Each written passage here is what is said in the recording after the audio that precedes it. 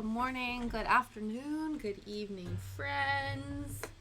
I hope everyone is having a fabulous Friday. Ooh, let me just move this over. Hello. I almost lost track of time. I have so much exciting, fun things to share with you guys right now. I was fiddling around on the back end of Twitch, and that's why I was almost late. Be more fast to work day. Fair. I respect that. And you're like, but do you have to work on the weekend as well, Kat? Or is this like you do a 9 to 5 sort of thing and you're going to have the weekend off? Because if you're going to have the weekend off, then I believe you can get through this Friday and crush it to the weekend. But if you also work weekends, then I'm sorry. Because I have also worked weekends. And I would be like, yeah, it's Friday. And I'm like, that doesn't mean shit to me because I work Saturdays. Like, but in very, very exciting news. So there's lots of stuff going on right now. Basically, we have, let me see if I can remember the list. Okay. So we have a new emote. It is, I hate that I can't fully, here, let me do it this way, then maybe it'll be kinder to me. Yes, so we have a new emote. It looks like it's not been approved yet, but it's basically, you know how we have the haunted teapot? Well, wasn't there a haunted teacup that I had to procure? So once that gets approved, that will be a new thing. Yeah, you have the weekend off today. It's a holiday. Okay. Oh, it's a holiday today. Oh, right. Yeah. Mm-hmm. Yeah, that makes sense. Yeah, a lot of people have this day off, don't they? So yes, new emote oncoming. The other thing I've done is I have updated the sub badges. I got some cute little mushroom badges that like grow in epicness the more time you've been subbed. So I'm excited to see those pop up. And then we also added a new channel point redeem. So you can pick a card. I will draw you a card from the Oracle, Wisdom of Trees Oracle deck. Give us a chance to crack open some spooky mysticism and, you know, guidance from the higher powers, from the trees. So that's happened. And then to top it all off, we have also added a new community challenge. I know I was talking about this for a while. I haven't actually sat down and played the piano for a hot minute. I have prepped though. I've prepped the space. I was going to do it today if I didn't go down like a back-end Twitch rabbit hole and update all of my shit. So I would have done it, but I think this will also motivate me to do it. Where I grew up playing the piano and singing, and most of the songs I know are still from that time period, so we have some nostalgic early 2000s singer-songwriter vibes that if we crush the community challenge, I will perform said nostalgic singer-songwriter songs for you. So yeah, that's what's up. And then, of course, we're finishing Totoro today, which is also very exciting. And then if we finish Totoro, we might do 2 Ghibli related crafts today. Oh my god, Kat! Thank you so much for the sub. I appreciate that so much. Oh my god. Thank you. Jeez. Damn. So much excitement. What else? Yes, if we get to... Oh, yay! Oh, it looks like the new sub badges haven't come in yet. Maybe everything needs to get approved first. But you still have a really cute sub badge. It will eventually be a cute mushroom, though. I don't know how long from me updating things versus me, like, actually using them. Oh my god, okay, that did go through. Perfect. Haunted Key Cup has been approved. Excellent. Maybe it's just on my end. Because right now it still looks like the old stuff. So maybe my back end hasn't updated. As long as the front works, then that's all that matters. Yay! Awesome. Okay, let me pull up my man Totoro again. So we can go back to our reference image. This one. Socially awkward Totoro. My favorite Totoro. And so as you can see here, this is where we have ended. I'm actually thinking we need to... Here we go. That's fine. Just like shape them a little bit. But I think next stages are ears. And then eyes and nose. I've still not entirely worked out the whiskers / nails situation. If we want them to be like long fibrous ones. So cute. Yeah. Oh no, honestly, that's the thing, right? Like I said, for like 90% of the time, it'll look nothing like what you want it to look like, and it can be very dehumanizing, and you have to like push through it. But then yeah, the outcome is there. So I can totally see the patience thing, because you're looking at that and you're like, I've literally stabbed this for 3 hours and it just looks like a blob. Like, I don't understand. When do you start getting cute? And trust me, it's not until you're almost done that happens. Okay. Now, we need to make some ears. They're almost like little spears. They're kind of like, you can't really tell because it's like shaded, but they're sort of like triangles with a little bit of a tail to them. Yeah, they're like little, and you started, yeah, also have done that. It was pretty good yesterday. I think it wasn't until the very end of stream that I like low-key stabbed myself. I have these like finger protectors. I didn't use them yesterday. I was like walking on the wild side a little bit yesterday. But yeah, it's not fun when that happens. Absolutely. You literally have, blood, sweat, and tears go into needle felting. And half of that's not intentional. It's just, when you stab yourself. Yeah, I don't condone. But we are doing all right. I'm still feeling like this is mostly light wool now. Yeah.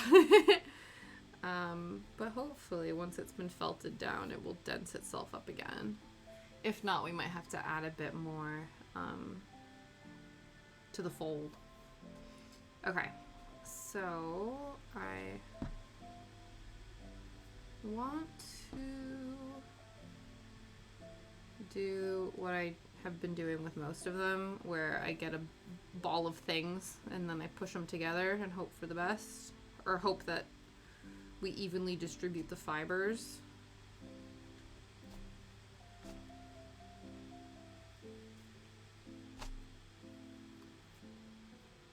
But yeah, I guess there's like, some places. I don't know, actually. I'm surprised. I know, at least growing up, my dad always had this day off. I think it was more due to the company that he worked for, unless I think it was like him, and then obviously like civil servants get the day off. I don't know if that's the case here. I know that Liam has to work today. That's all I know. I'm not sure about anyone else.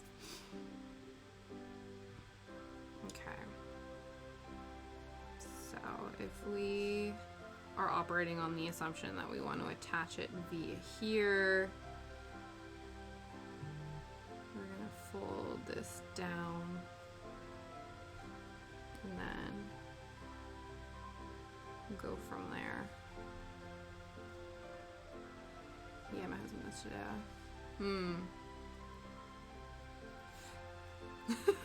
Isn't it so bizarre?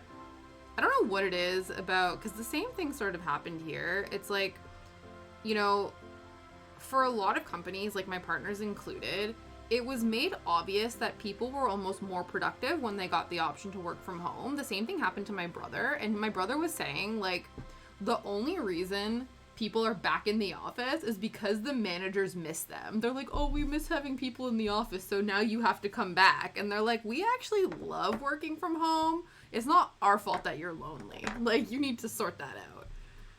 But yeah, for some reason, it's like all of a sudden they're like, no, but actually. And you're like, that doesn't make sense though, because clearly, like the amount of times Liam's been like, I got nothing done because everyone won't like stop talking about just random nonsense. They're not And then it's like, oh, you know, the office culture is dead. And it's like, no, it's changing. Like, it's, you know,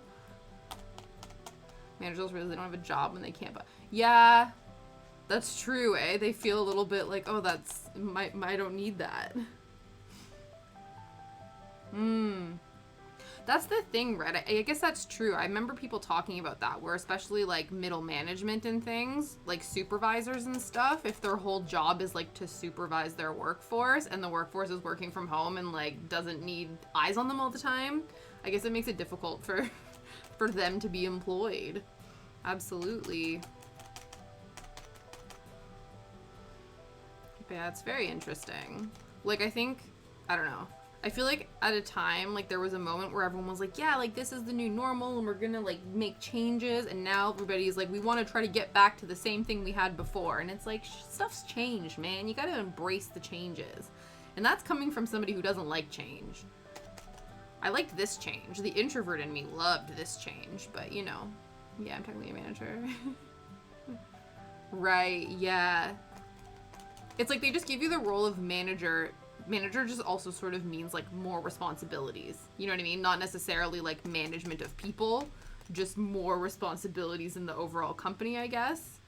But they don't really have another word for that.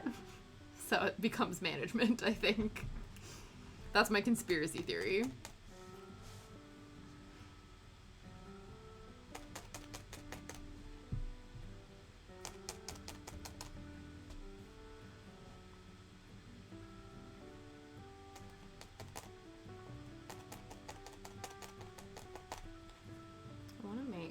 This part as pointed as possible.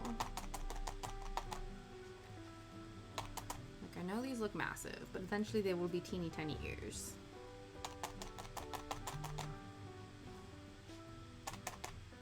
Oh, I'm currently today I was a little bit stressy, but luckily didn't end up working out, which was fine because I was gonna I almost went to the mall today to pick up some Christmas presents because I need to get like my Canadian Christmas presents sorted and send them off earlier than later.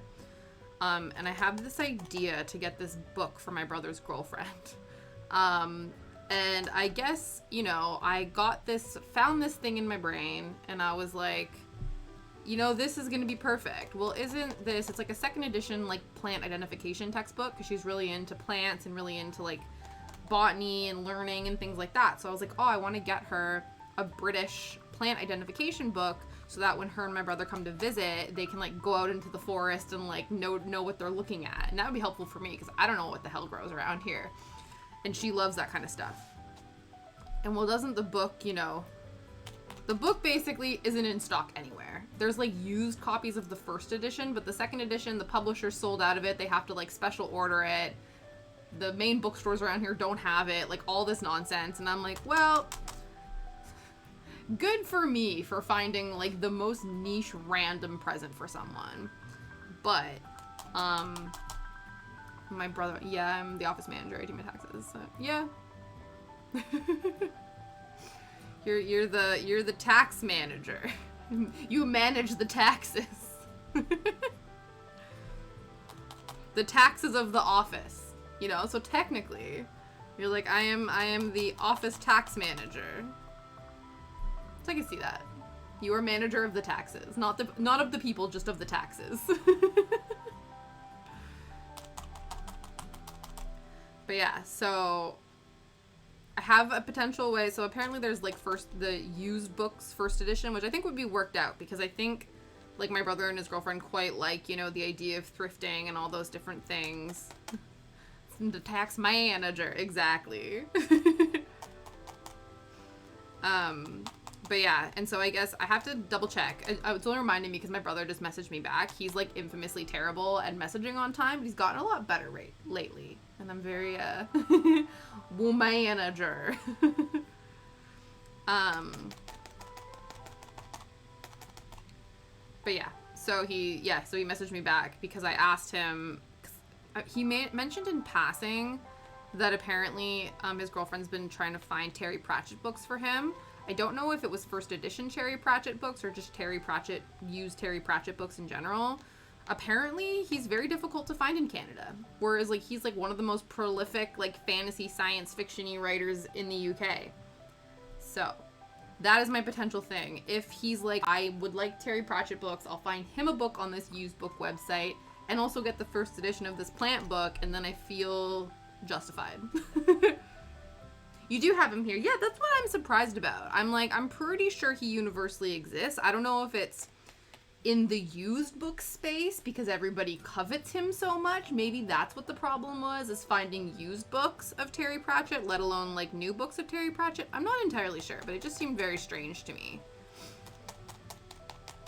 But yeah, maybe it's, yeah, I'm wondering if it's, like, used bookstores. Because, like, in London, there's lots of, like, used bookstores that have, like, quite old books and things. So it could just be where they are. I don't know. Feels very weird. But anyway, that's potentially what's gonna happen. But I was just like, of course. I called Waterstones, which is, like, the local bookstore here. And I was like, oh, can you check to see if you have this book in stock? And they're like, yeah, cool. And I'm like, well, do you want, like, it's like the ISBN number? Do you want the author? They're like, the title's fine. And I go, oh, it's called The Vegetative something something of, in, like, this long ass name. And they're like, oh, that sounds very specific. And I was like, yeah, it's like a botany textbook. It's super niche. And so she's like, well, doesn't seem that we have that, but I can check to see if, you know, other stores in our branch have it or whatever.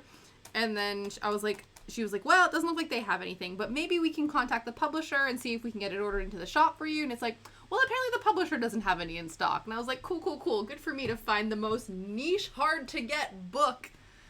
So if I find it and she gets it and she doesn't love it, I'll be like, listen, the back-breaking work I did to investigate the finding of this book for you. I'm sure she'll love it though. But yeah, it's just been really funny. I'm like, yeah, of course I would do that. That happens a lot where I think something will be super simple and super easy, and then it becomes the most painstakingly difficult, complicated thing, and I'm like, why is this so difficult? Oh, just usually he just described the cover of the book. Yeah, exactly. Oh man, like, people who work at bookstores, they're the best.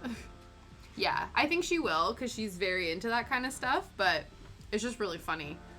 Because this happens to me a lot where, like I said, I'll be like, oh, like, I'm just gonna quickly look this thing up or quickly find this thing and it'll be a problem. Like, it'll not be an issue.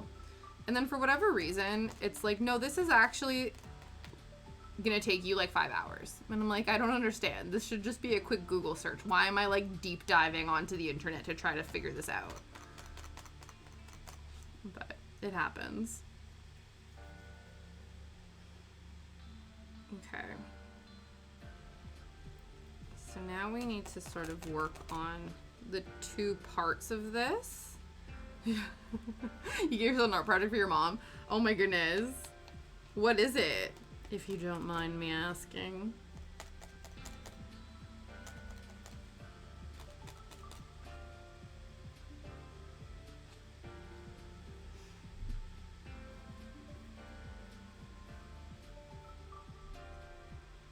But yeah, I definitely do that a lot. Where I'm like, oh, there's this thing. And then I also like to make things difficult for myself. I'm gonna paint a dog. Oh, right. But I've never painted a dog. I think you can do it. There's, on Twitter, there's this account called I've Pet This Dog. And then they partner with this charity. I don't know, like one of the, charities, like shelter charities or whatever. And so every year they raise money for the charity by doing like a badly draw your pets for you. So you donate money and then you get paired with a random artist. And it could be like a really amazing artist, or it could be like a 2-year-old with some crayons, and they'll like draw your pet for you. And so some people get like really amazing artistic representations and some get like real basic line work and stuff. It's a really cute fundraiser. As they're black dogs too. That's amazing. Yeah, that's the thing that I always think about, because I know with cross stitch you can generate pictures, like you can generate patterns based off of pictures, and I always think about like because my in-laws, they had a black lab, and like Shadow, my dog, is black, and I always think about like, oh, if I were to make like a cross stitch or make a something, it'd be like, it's so difficult to actively like shade and showcase a dog, like a black dog. Even too, like I made an Instagram for Shadow, and I'll do like the auto sharpening or whatever. Like I don't mess around with like presets and things as much with his account. I just click like the auto whatever and then move around with that. But then sometimes they'll like augment different things that actually make it harder to see him. It's really bizarre. I'm like, no, he's the focus, not the trees. Like, don't brighten up the trees and make him darker. That's not how this works. So yeah, it's interesting. But yeah, every once in a while it would come across my Twitter feed. Yeah, so it's this guy. It's this little kid, actually. I think he started out when he was really little, and now he's like a proper teenager. And ooh, yeah, I think you can. Because, well, I assume it's similar to like with the photos. Because my mother-in-law or somebody, I got a Secret Santa one year. And it was a paint by numbers, but it was a picture of me and Liam that they like submitted. And then the person created a big paint by numbers canvas. And they give you all the paints and stuff too. I have no idea what company this was. But I definitely think it's possible. I don't know if they like punch it through like a user generated thing and whether or not like the quality of the colors would be really good. But maybe. It was really, I was like, this is wild. So the technology definitely does exist. That might be helpful, eh? Like if you can get a picture and then you can do the painting, but it's like guided. It's a guided painting and that might take the stress down a little bit. You know what I mean?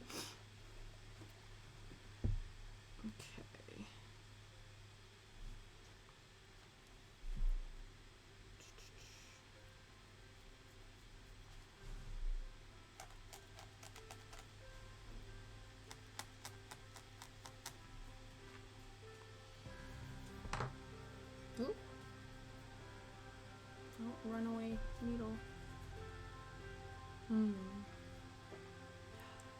Got pumpkin spice tea today. I'm like sparingly using it because I'm gonna run out soon, but I'm like, it's so freaking good. Gonna Google some stuff. Yeah, definitely. Get the Google detective skills on. I think that would be ideal. Okay. Trying to see roughly. They're quite long in terms of. Okay.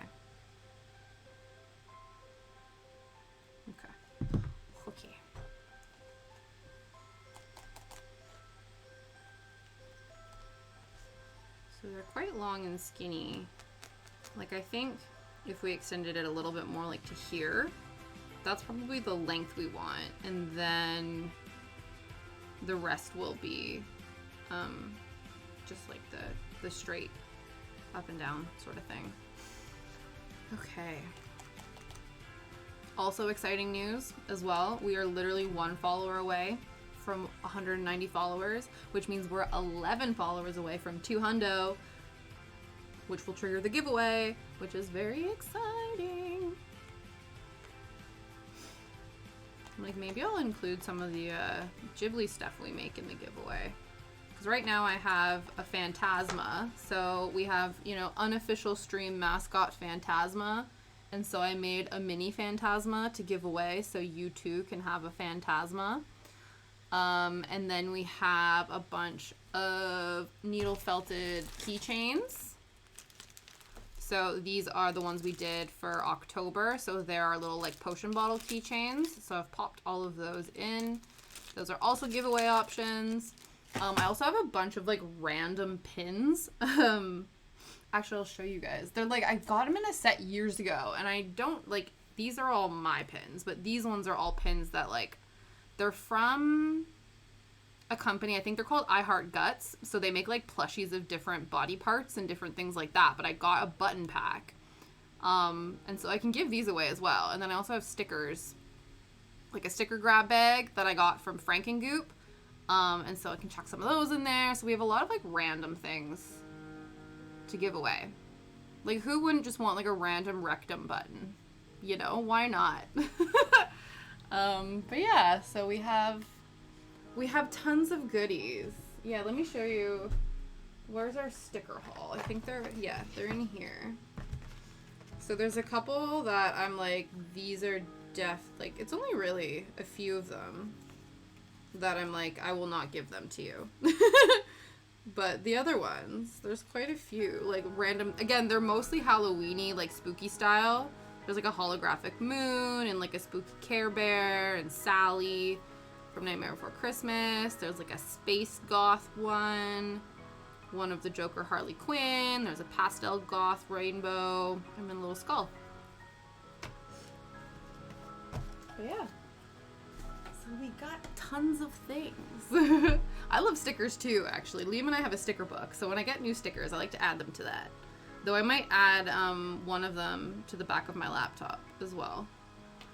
Because I have, like, there's this pin that I really wanted from this. So the company's called Frankengoop, but she was doing a closing out sale and, like, closing down her business. So she was giving away, like, she made a lot of pins and, like, washi tape designs and things like that. And so before she closed down, I was like, I need to get me some stuff. But she had this pin that was like a gothic Polly Pocket style pin, and that one was all sold out. But luckily, I got a sticker version of that in the grab bag. So I was like, that's going on my laptop. Okay, is that's sort of the size, I think?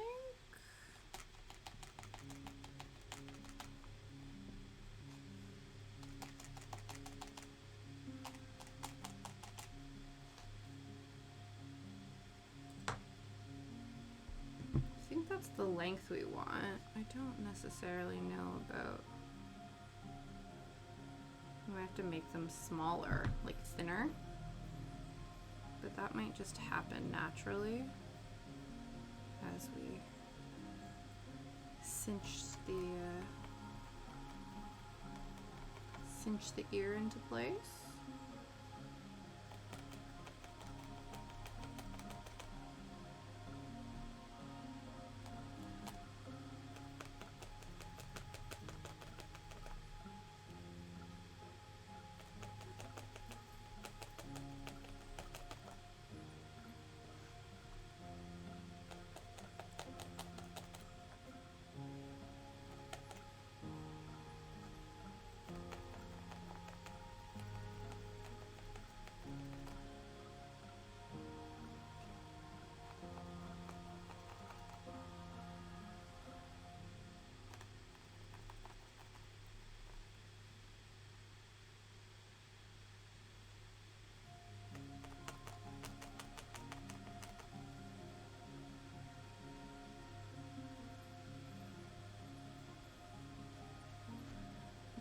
Just trying to really make it obvious that this is a triangle.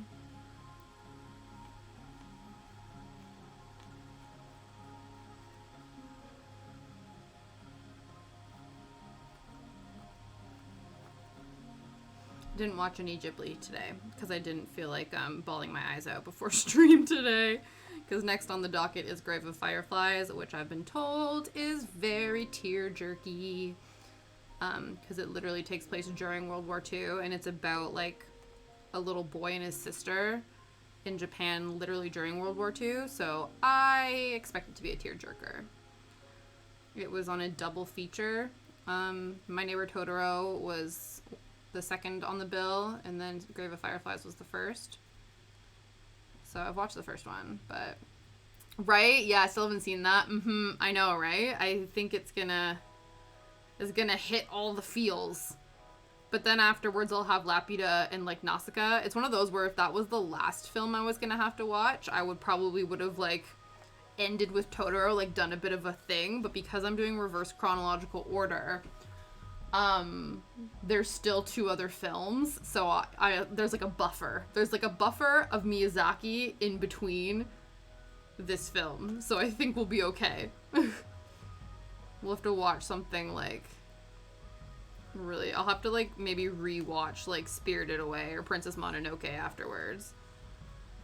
It's so funny because I was watching videos of the Studio Ghibli Park tour because that recently opened, and there was like tokens that this girl got, like good luck tokens, and they had pictures of the like the forest spirit, forget what his name is, but like the King of the Forest, and then of No Face. And I'm like, geez, I just watched Spirited Away and Nausicaa, and or not Nausicaa, the other one, and I want to watch it again. But I gotta finish them and then I'll go back. Nausicaa's one of your favorites? Yeah, that's like the original. That was the first film before they actually became like Studio Ghibli. And we actually watched it in the 80s when they broadcast it on TV. Oh, wow. She never knew how it ended. That's wild. That's so cool that she got to see that, though. That's really interesting. So, like, for her, the movie ends, like, before everything gets all resolved. That's wild. That's really cool, though, that you were able to share that.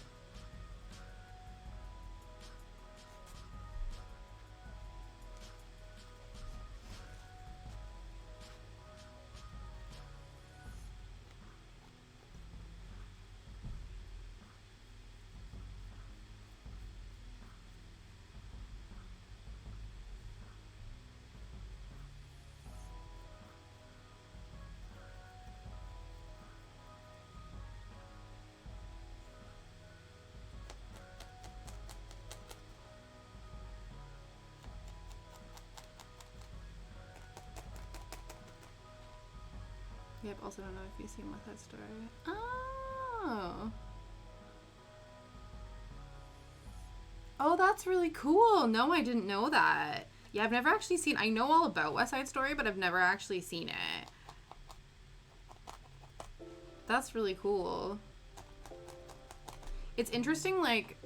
One of the things I quite enjoy about looking up, like, IMDb facts or different things, or, like, reading different lists about the sort of cultural impact of different movies on other movies. Because one of the things I was reading up about when I was watching Princess Mononoke was about how it seems like a lot of inspiration was taken in the creation of Legend of Zelda Breath of the Wild.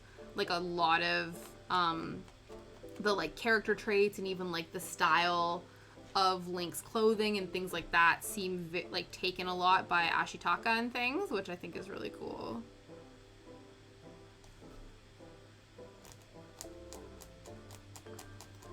Jeez, I'm like never this popular. Why is my phone like off the hook? Everyone's gotta chill. Cool, that's fine. Let me just turn it over. I'm like, oh my god. Anyways.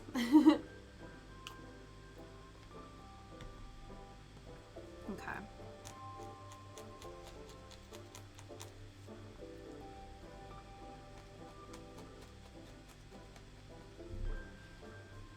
So I haven't seen the movie. I need to watch more. Yeah. Right. Yeah, definitely. Yeah, I think I was doing that. To be fair, it's interesting because this isn't the first time I've like attempted to watch all the Ghibli films. It was like on my to-do list for a while. And then I think I got through them. But the other thing too is I don't know if you listen to them dubbed or subbed. So I usually would listen to them dubbed, and it's usually like the Disney dub that I grew up with. And like that's the ones that I find most like noticeable. But I decided for this watch through I wanted to do them subbed. And so it's been really interesting, like the different voices of the characters and how they're interpreted in each of them. Some of them, it's like the voice actor, the English voice actor and the Japanese voice actor sound the same. And so that's really interesting. Then there's some where it's like the voice actor has a completely different take on the character. And I'm like, this is weird. This is not how I know this character. It's interesting.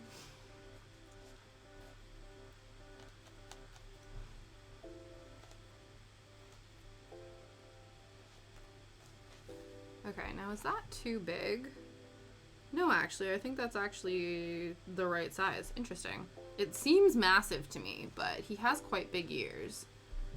So, I think it'll be okay. Yeah! And that's the thing, like, I associate him as Howl, and then to hear a different actor as Howl is very strange. The biggest one, actually, so far is, because I think, who is it? It's Martin Short? Whoever the voice of Calcifer is in the English adaptation versus the Japanese version, they're very different. And then Gigi in Kiki's Delivery Service is very different as well. But in Princess Mononoke, the British, like the English and Japanese versions of Ashitaka and San, like, seem very similar vibe-wise.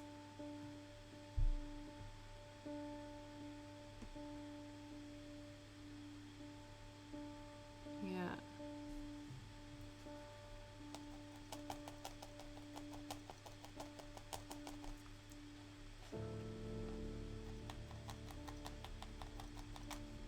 Okay, I'm not gonna do what I did last time. Last time Billy Crystal, that's the one!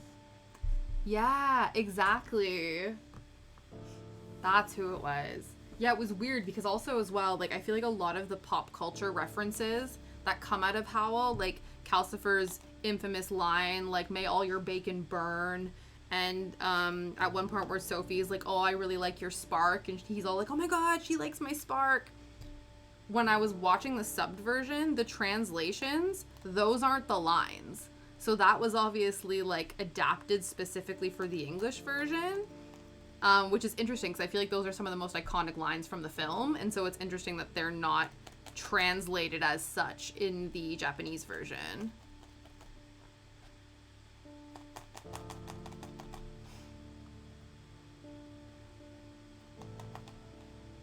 Yes, really, Crystal.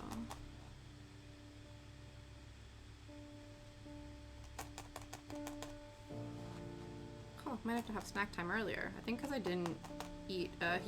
I've gotten into the habit of eating like lunch and then having like dessert lunch instead of having like a dessert after supper. I have a dessert after lunch, but I didn't do that today, so I'm a bit hungrier earlier. So gotta crack into the granola bar early, friends.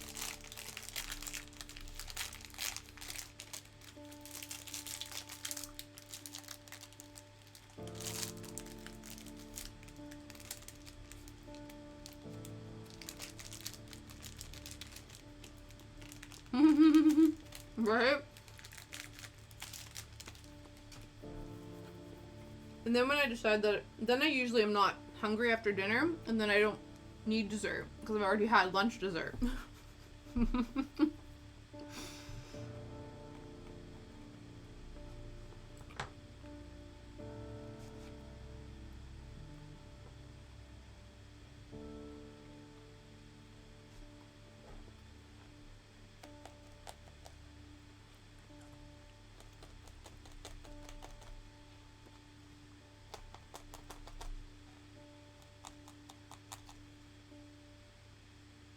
Okay, I think that's sort of the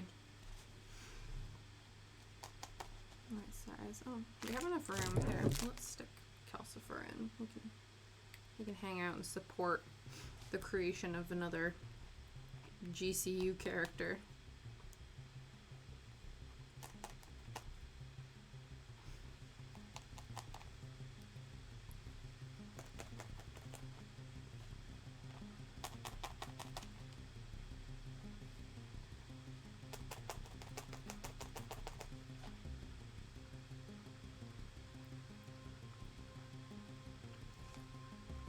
Okay.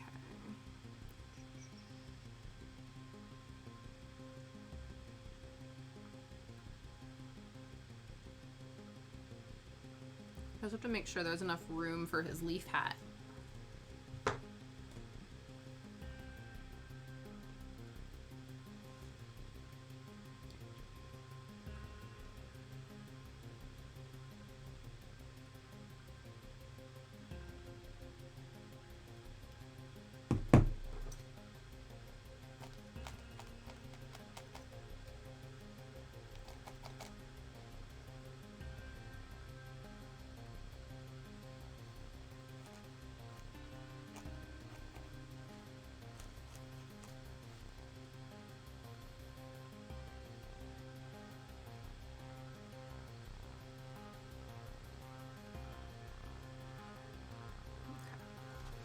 Cool, cool. First one done.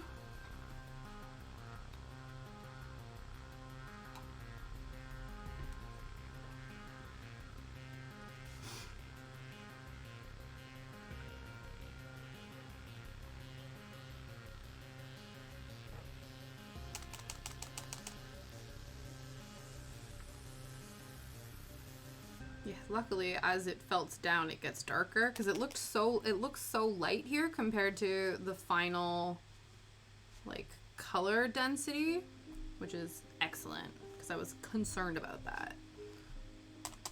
Oh, I have my blankie on, like I have my quilt, and my feet are cold. To wrap myself a bit tighter in it.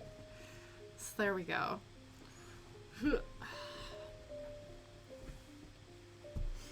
Yeah, it's ideal.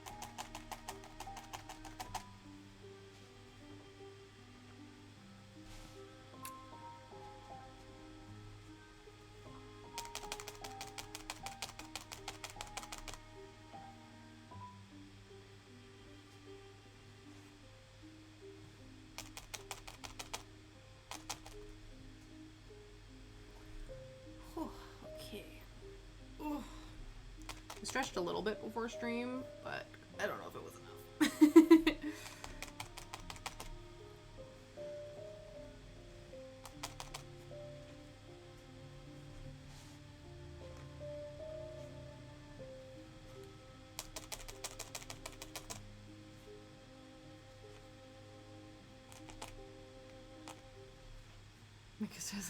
Yeah. Oh, I'm like, have you been stressed? Is that where all your tension hangs out? That's where mine does. Especially too, because I'm not like, when I drive, I can feel my shoulders coming up. I don't know. That's just like where my body default stiffens up. Also too, like, I don't know if it... Yeah, that's where it's Christmas. Yeah, right? I do that sometimes. Like, sometimes I'll go to, like, the chiropractor or something. They're like, how's it going? I'm like, I literally feel like I have no neck. Like, I look like I do, but, like, inside my soul, it feels like they're up here. So I just need them to calm down. I also noticed, though, I woke up today. I think I need to start wearing my, like, retainer to bed again. Usually, I don't know, like, I don't always, but I think I'm, like, clenching my jaw in the night. And so I wake up and I'm like, my face hurts because I've been like really aggro in bed apparently. Don't know why. I don't have anything to be stressed about right now.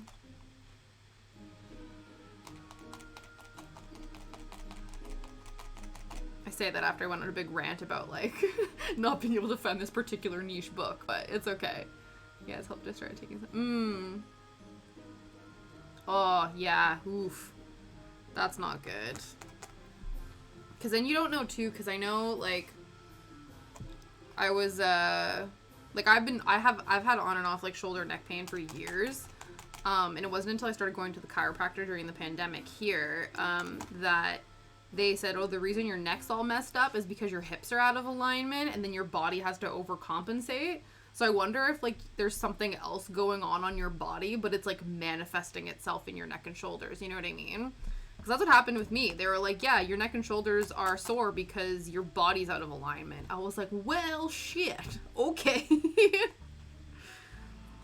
But apparently they're back in alignment. But I think, too, like, you know, when it's, like, yeah,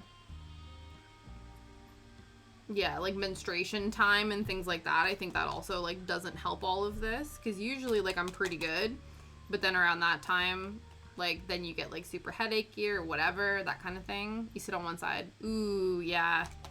That probably doesn't help. You're, like, you're leaning this way, then your neck's leaning that way, and you're sort of, like, sort of like a squiggle.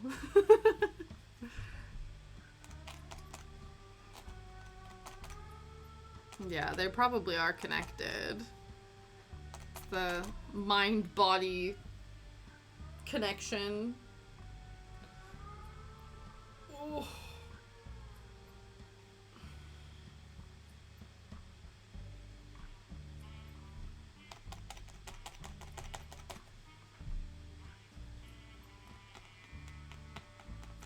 I know with me too, it wasn't, because originally it was like the back of my shoulders and my neck, but it's only recently that I realized it's like this part of my body, like the sort of chest pectoral muscle area, that it's like pulling my body like inward, and so I have to work really hard to like stretch it out.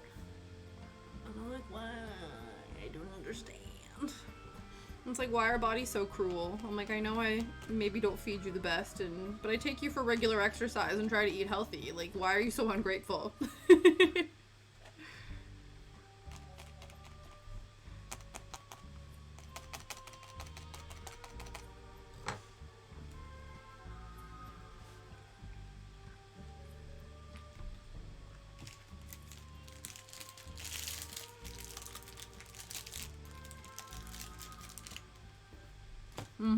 Right?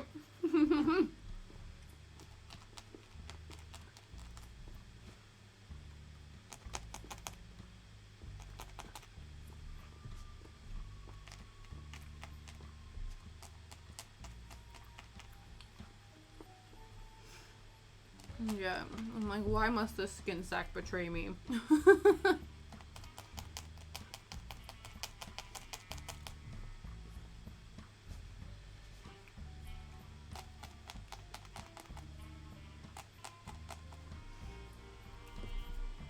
You just wonder, because I feel like, I don't know, because like back in the day, I feel like, you know, crafts like needlepoint and all those different things were like very popular among certain people, and like, I don't know, did they just like, I guess maybe they stitched like this, but because I feel like when I craft and do things, I turn into a little bit of a gremlin, and I'm like leaning into myself and things like that.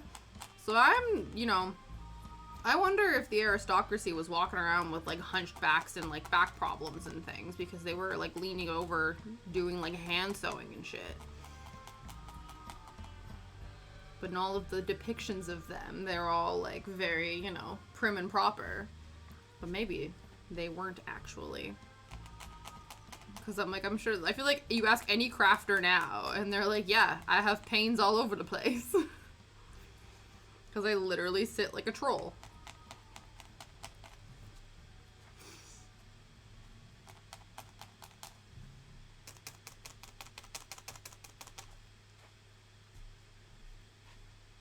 I definitely do that, yeah. Yeah, definitely. I know, it's all about like proper ergonomics and stuff. But it's like, especially if, I don't think if your body's not used to like sitting up straight all the time and like, you know, being with a proper posture, it actually hurts more. Because it's like you're like training the muscles in your body to do things properly, and then that obviously, like, it's like with anything, you know, when you work out a muscle, it obviously gets sore if it's not doing what it normally does. And so for comfort, you then like turn back into like, you know, little craft gremlin. And that feels temporarily good, but then the long-term effects of that are then bad for you. You know what I mean? So it's like this double-edged sword where you're like, I'm trying to be better to my body, and it's mad at me for it. Or I turn into a troll like a little craft gremlin, and then it's mad at me for that. So, you know. You're like, what do you want from me? But I am trying. Because I've infamously, like, my whole life had really crap posture. Because I also have, like, literally no core muscles. So that probably doesn't help. So I'm trying. We all out here trying.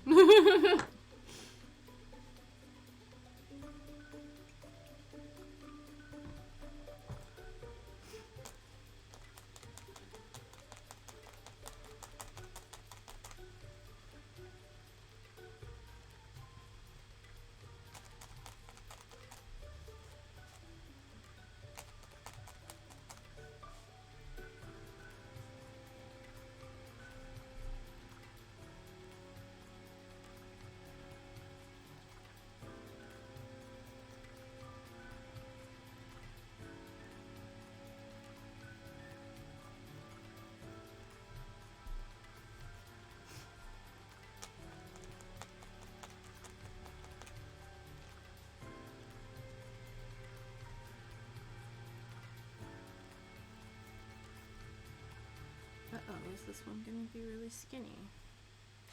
Wait a second.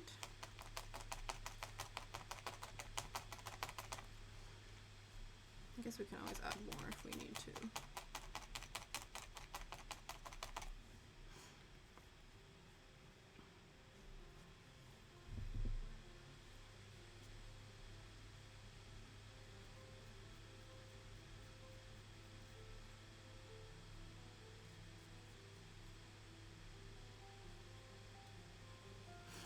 Just gonna add like the tiniest bit more just because it feels like it's not thick enough.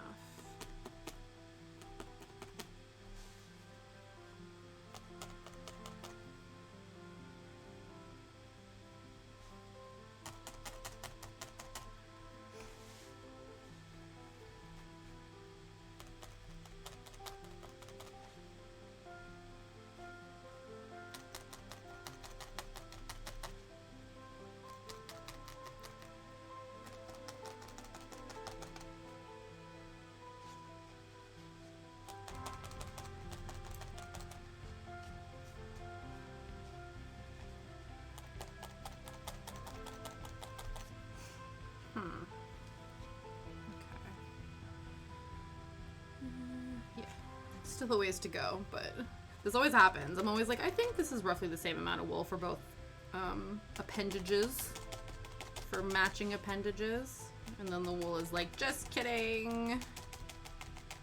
That's okay though. We forgive it.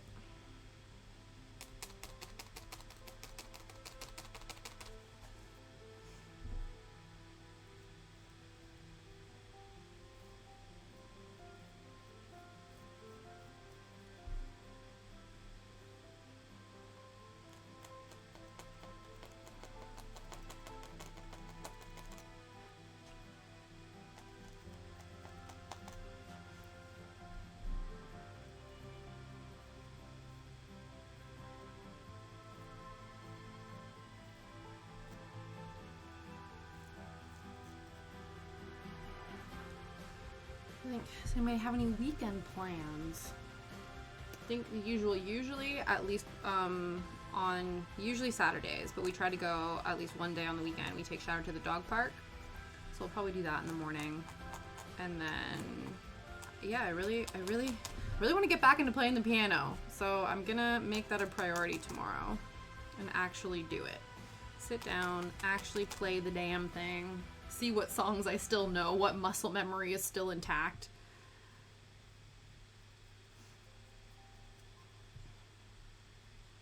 And go from there.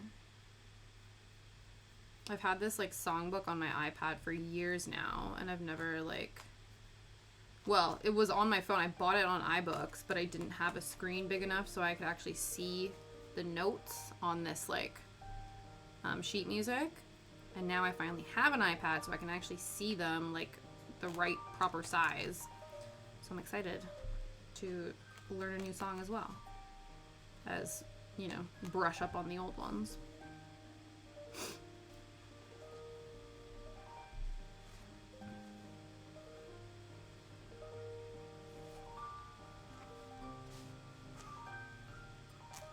That was like my whole shtick growing up. Is the only reason I like, because I took piano lessons and vocal lessons when I was in primary school, and then like into high school I went to performing arts school. But the whole reason I was interested in learning how to play the piano is because I wanted to be Vanessa Carlton. So that's where most of the singer-songwriter inspo comes from. And I did learn how to play Ordinary Day and 1,000 Miles. It's on my bucket list to learn every song on her Be Not Nobody album, her like first album. So I've slowly, over time, like not fluently, but like gotten better at some of the songs on the list. But still a long way to go. Because again, I haven't done it in a long time. So gonna get back on that dream. It's one of the things that, I forget what it was called. Oh yeah. So I was having a conversation with somebody, I think it was probably a therapist at the time, about like stuff I enjoy and stuff I want to do and whatever. And it was like, oh, like what are you into? Like what do you, you know, that sort of thing. And it's like I would have all these different interests, but like I don't know, we ended up on the term, landed on the term like dormant hobbies, where it's like I do have, you know, various hobbies, but I'm not actively engaging in all of them at the same time, or like all of them quite frequently. So it's like the hobby is still like I would consider it a hobby, but it's like a dormant hobby. I need to like awaken it. So the piano playing has lied dormant for a while now, and so I think it's time to resurrect that hobby.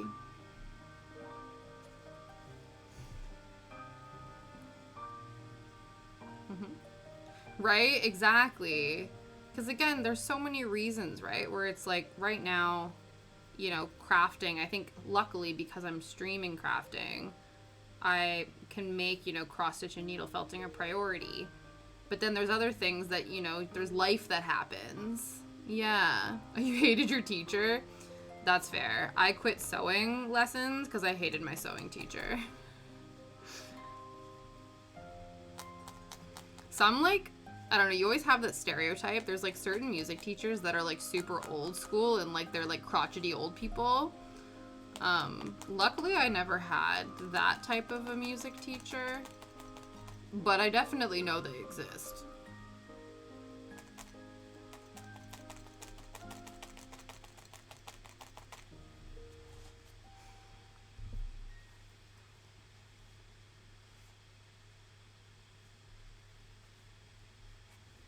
Oh, take that one with me.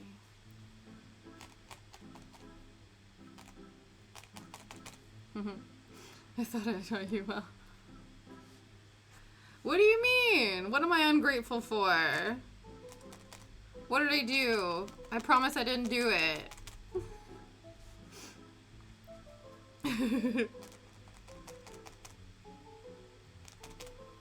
Like, I take no responsibility for whatever it is I did or didn't do.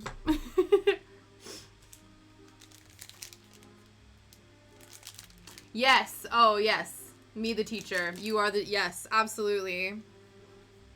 Was it in a past life? You taught me everything I know.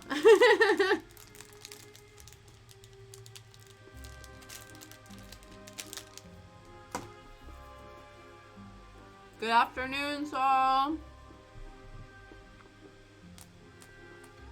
I like Benjamin Button.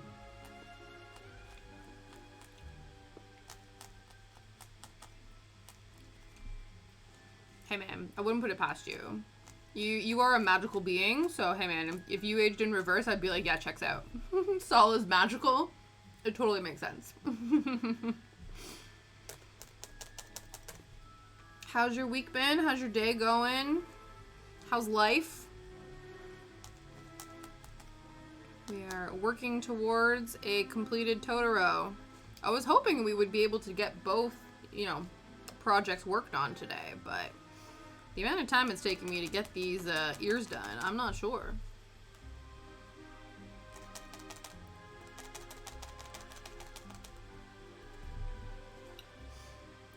But yes, so many exciting things have happened on the channel today. I've updated the subscriber badges. I've added a new emote. I've added a new community challenge. We are one follow away from 190 followers. What else did I do? I added a new channel point redeem. Yeah, things have been happening. I got a little bit like, I don't know, I went on a little bit of a you know, deep dive into the back end of Twitch. So there's a lot going on right now. I was like, I did this and I did this. Yeah, so that was fun.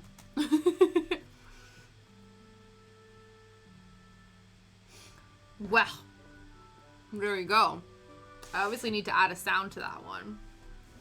I haven't done that. Let's take a minute. We will take a minute and we will pull a card from the Wisdom of Trees Oracle deck. So, what I will do is I will shuffle the cards. You got quite a lot of points to spend. Oh dear. Oh dear. So I'll shuffle the cards and I will create 3 piles, and then I will let you pick from one of the piles and we will reveal the card, And so the plan is, if you have a particular question, situation that, you need more guidance on, you can ask it. Or if you just sort of want general life advice reading, that is also an option. So we're just putting all of our good vibes into the deck and hoping that whatever guidance you need, the deck can provide. Do some shuffly shuffles. Okay, so let's try to split the deck evenly. We'll do kind of like that. Nope, not that. This way. So 1, 2, 3. Okay, so this is 1, this is 2, and this is 3. Which pile would you like me to pull from? And then we will use the book to read what that means for you. 3, the magic number. Okay. So we have pulled the ash tree.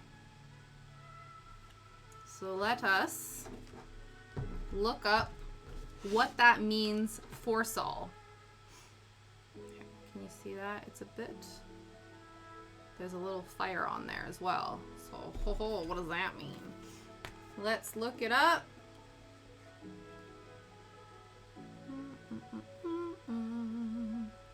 Ooh! Apparently it means mastery.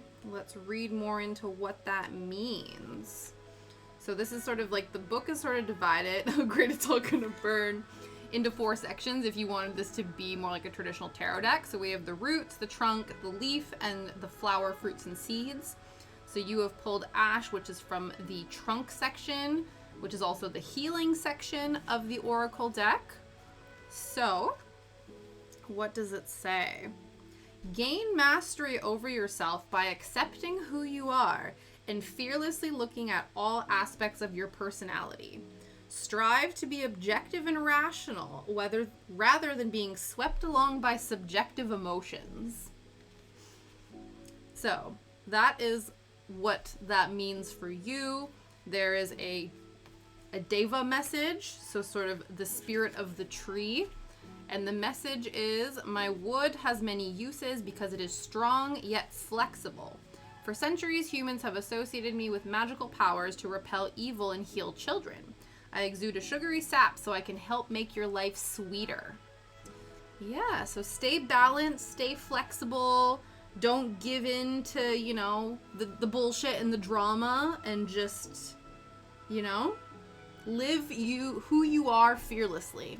Fearlessly be yourself. And I feel like you kind of already do that. I feel like this just doubles down on the path you are already taking for yourself. So that is your oracle card. Do some yoga, yeah. Gain flexibility through movement.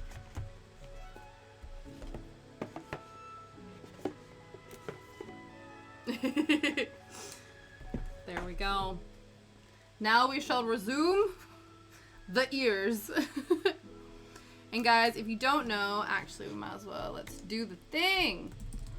So if you don't know, this weekend on Sunday at 8 p.m. UK time, I'm going to be over on Saul's channel having a nostalgic chit chat on all things nostalgia. It's the Nostalgic Hour starring me, Nostalgia Tash. We're going to be talking about nostalgic food, nostalgic music, nostalgic movies, nostalgic TV shows. And it's going to be a real fun time. And Saul's created like this awesome little set, like a little interview TV set, and it's going to be so much fun. I'm so excited. You can tell us about your ash tree too. It's not my ash tree, it's your ash tree. I'm like, yeah, we can pull cards for people. I don't know how nostalgic that is, but we can do. We can be like, you get an oracle card, you get an oracle card, you're getting an oracle card. I'm getting a nostalgic vibe from this event. Exactly, that is what we're doing. I feel like, we've not we've not tapped into that side of my personality in a hot minute. So we're getting full on nostalgic from it. The vibes will be nostalgic. That's the name of the hour. I was saying to Saul, though, you know, we might go over time. So he's going to have to, you know, remind me, keep me in tip-top shape. Hope for free win card. Exactly. You get an oracle card. You get an oracle card. Ooh, you found what's at the first spot. Yes, perfect. Oh, that's going to be so... That probably... I think that'll be a huge weight off of you, Kat, if you get, like, a bit of a baseline in terms of your doggy paintings, the doggo paintings. That's really exciting. Fingers and toes crossed that all works out for you and that it, like, delivers on time and you don't have any shenanigans in the post.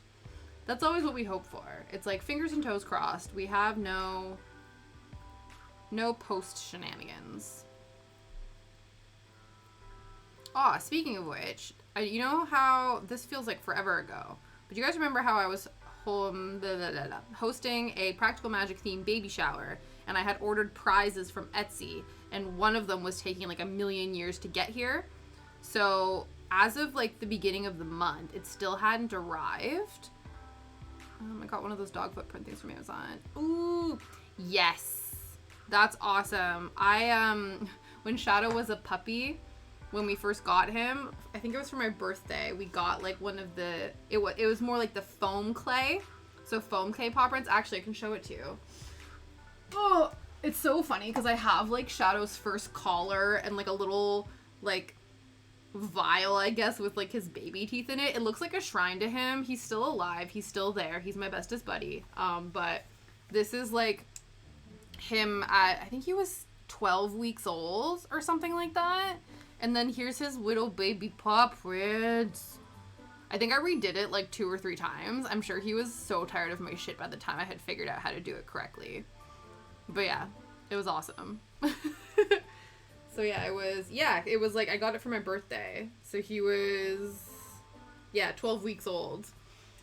So yeah, and now he's gonna be 2 in January.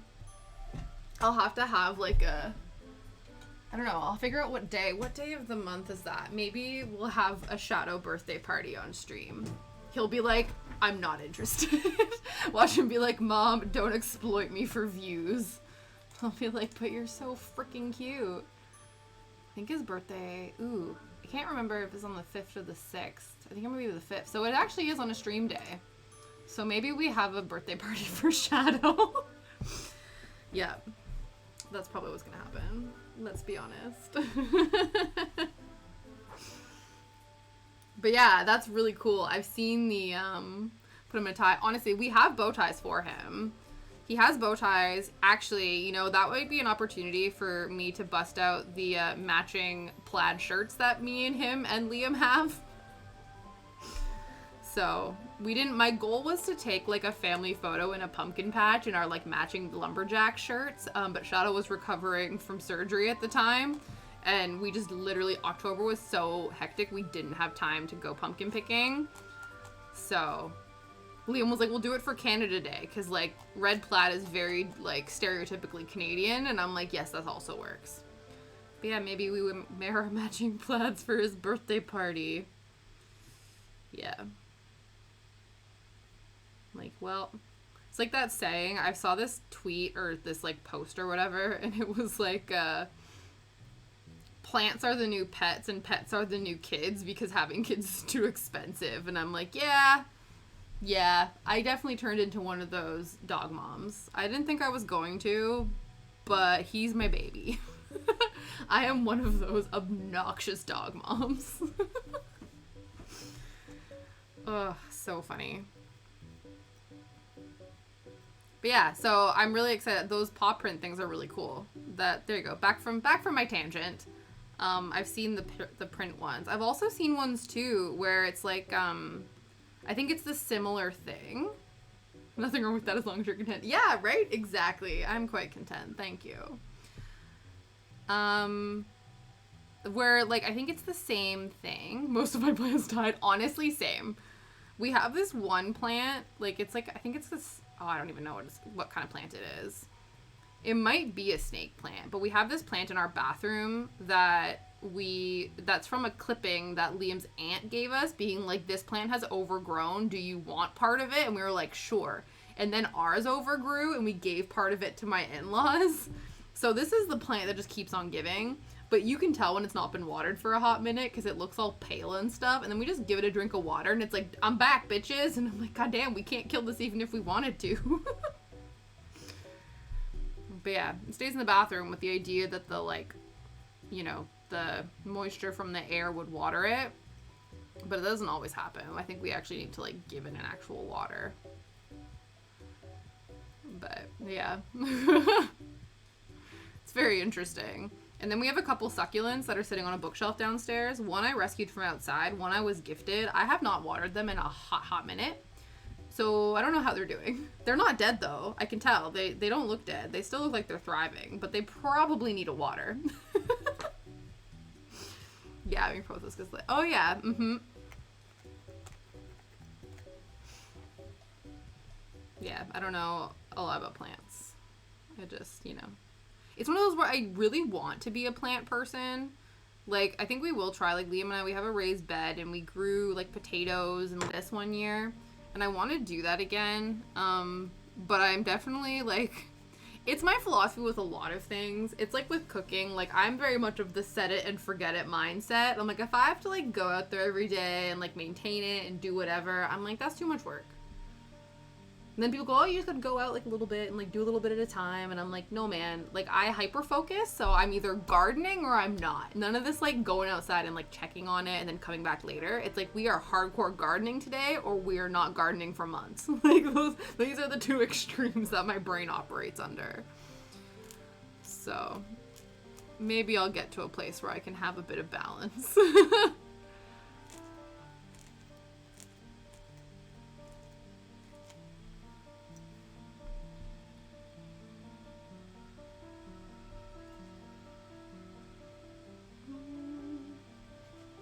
You or me, right? Honestly, we continually realize how we are the same person, Kat.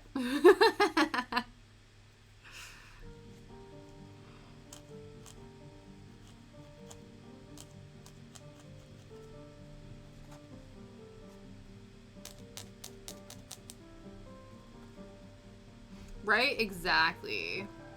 Yeah, that was the nice thing of, like, the house we moved into had, like, it was a very, very overgrown garden, but it was, like, everything was good. Like, I think if I had to start a garden from scratch, like, the backyard would be very bare and very basic. But because we inherited all of these, like, fully overgrown bushes, all I had to do was just cut it back. I like cutting things back. I like gardening. Basically, I like giving shrubs haircuts. I like taking, you know, the snippers and just, like, going to town and filling up, you know, the garden waste bucket and just living my best life. Which maybe it shows you I like to hack at my plants. So I like when they are so grown that I can do that.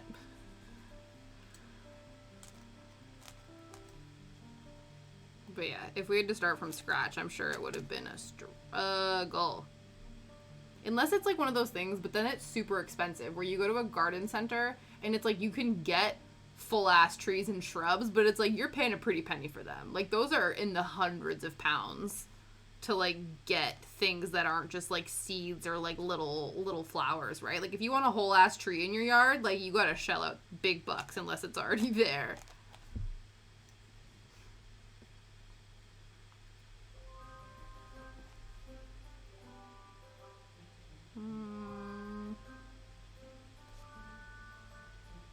This one looks a tiny bit smaller than this one. I'm going to work on its little stem first, and then if we need to make that guy smaller, we will try.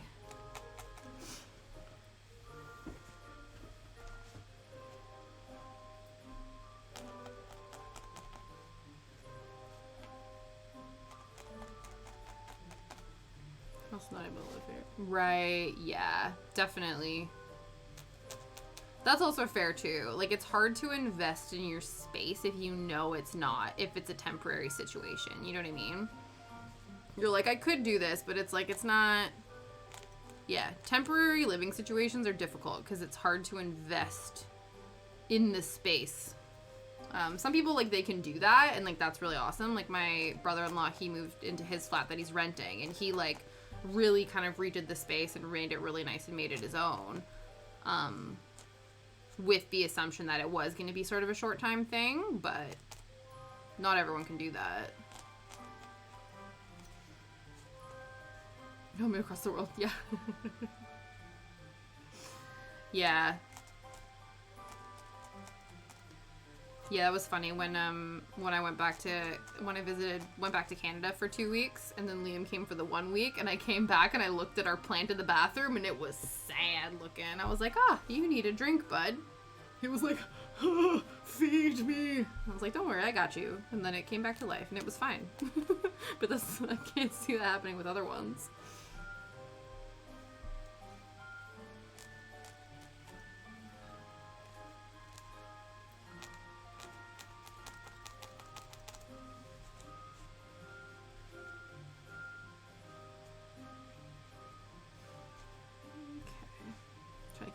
Ooh, Spain.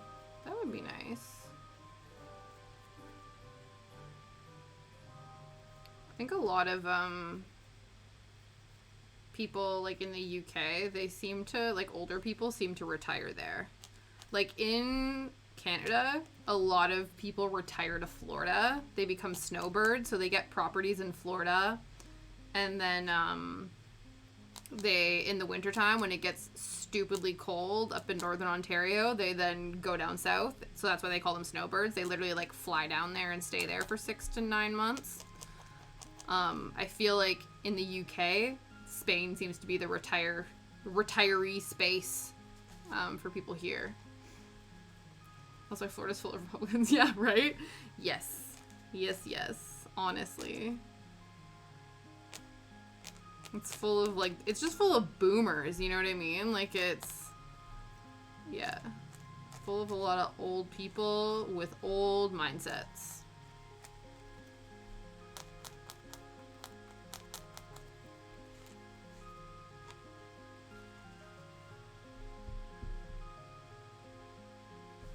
Can make this guy a little bit more.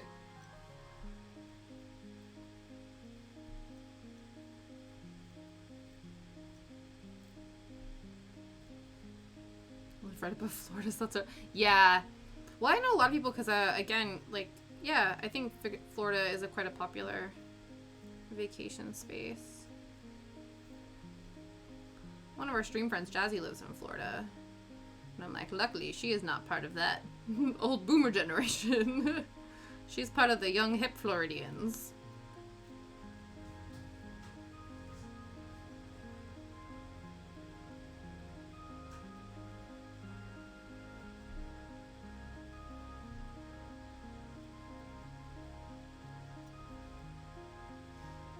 Yeah, last time I went, well, I was gonna say I've only ever been to Florida once, and that was, what, in the 3rd grade when I went to Disney World?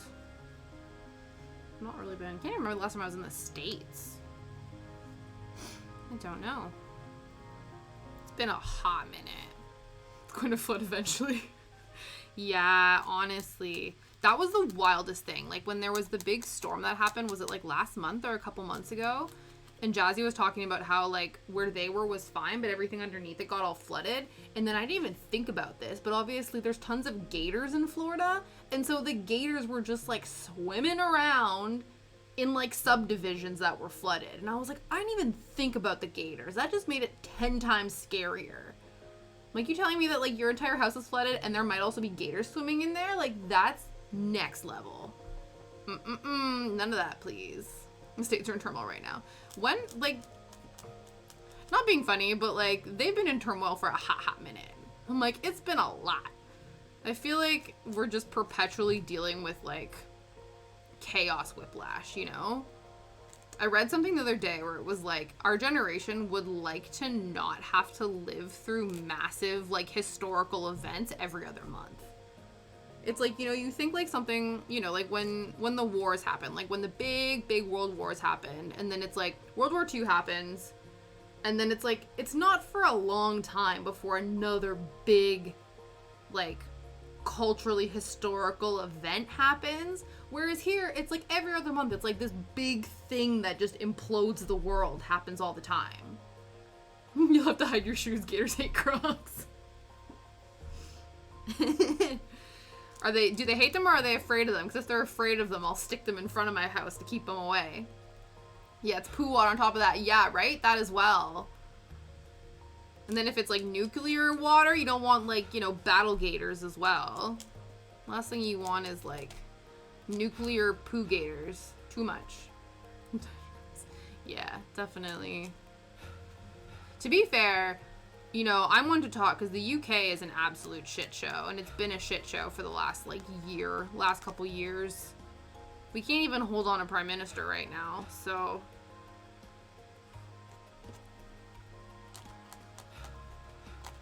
To be fair, though, since Rishi's taken office, it's always really funny because I can always tell when, like, shenanigans are afoot in the UK because I watch the Phil DeFranco show, every morning, and that's a US based like news pop culture show.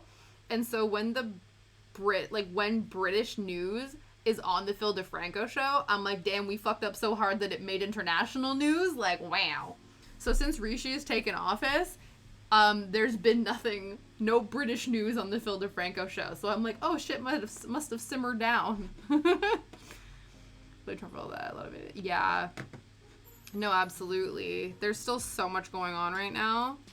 And he keeps on, like, hinting that he's gonna run for office again. And it's like, buddy, no. And I'm like, we're still digging ourselves out of the bullshit that you caused the first time you were there.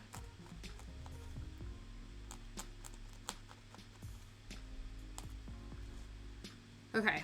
I think I'm happy with these ears. I feel like if I fiddle about with them anymore, it's gonna be, you know, I could always spend more time fiddling with these. Are these the right size? This one seems like a smidge smaller than this one, but I also feel like that always happens. That's just the way she is. He runs and DeSantis runs. Yeah. Yeah, that was the whole, I see that, again, on the Phil DeFranco show, they're talking about how originally, like, Trump was all, like, game for DeSantis, but now when he thinks he's going to be running for presidency, he's like, oh, I know all this stuff about DeSantis, and I'm going to, like, throw him under the rug, and blah, blah, blah, and it's like, whatever.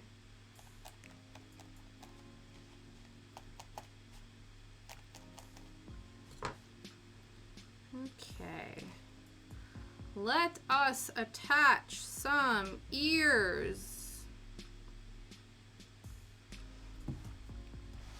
The evangelicals of our time. Yeah. Yeah, I saw this thing. I don't know where this was happening, but during, like, the most recent election, they were saying how, like, the evangelical, or, like, the Christians didn't vote for a candidate who was a literal pastor. They voted for the other person. And I was like, so they were like, so you can just tell where the state of, like, where the religious association lies when they're not even voting for, like, the religious person. They're voting for, like, some other rando. But I thought it was really funny. Okay, let's add these ears. Now how?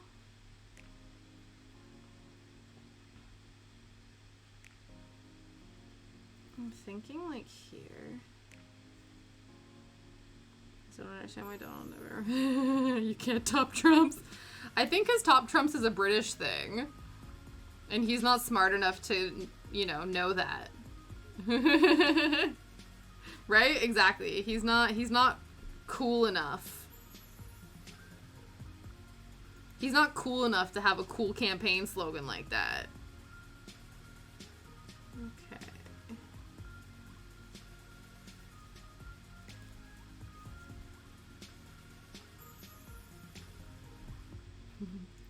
Is it? Yeah.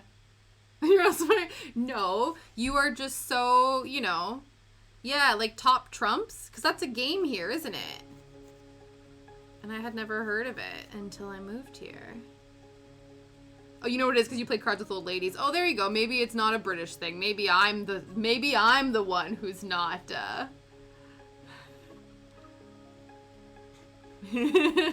maybe I'm the not smart one in this situation.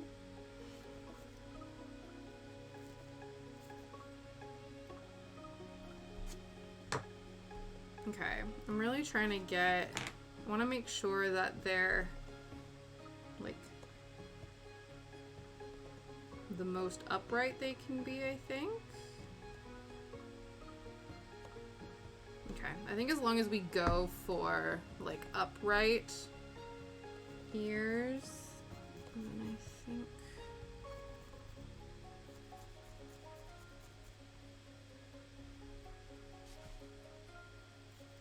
It looks like he has long flowing hair now. I'm like, damn, Totoro got a mullet. We'll fix that. We'll fix your mullet, Totoro, don't you worry.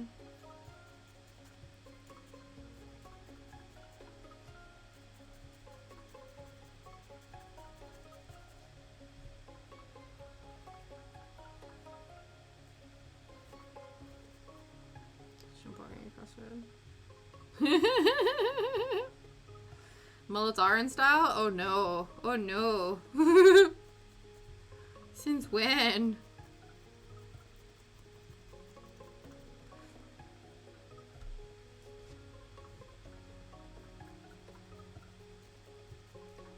He's like edgy hip Totoro. Hipster Totoro. He's got a mullet and cool glasses or something.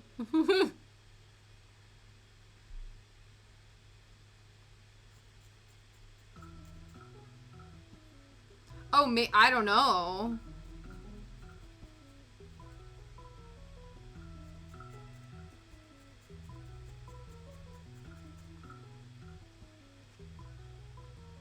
I'm like, your guess is as good as mine. Business in the front, party at the back. Absolutely.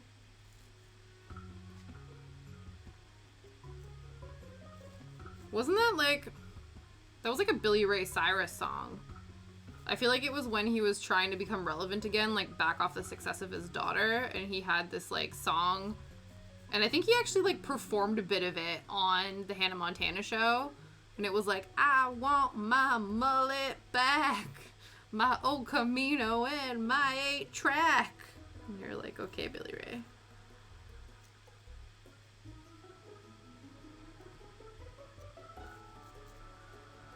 So that was like his more relevant song. Now he's like engaged to some girl who's like the same age as Miley Cyrus or something. I was literally, get out of my head, Kat. I literally said the same thing as you were typing it. Oh, that's so funny.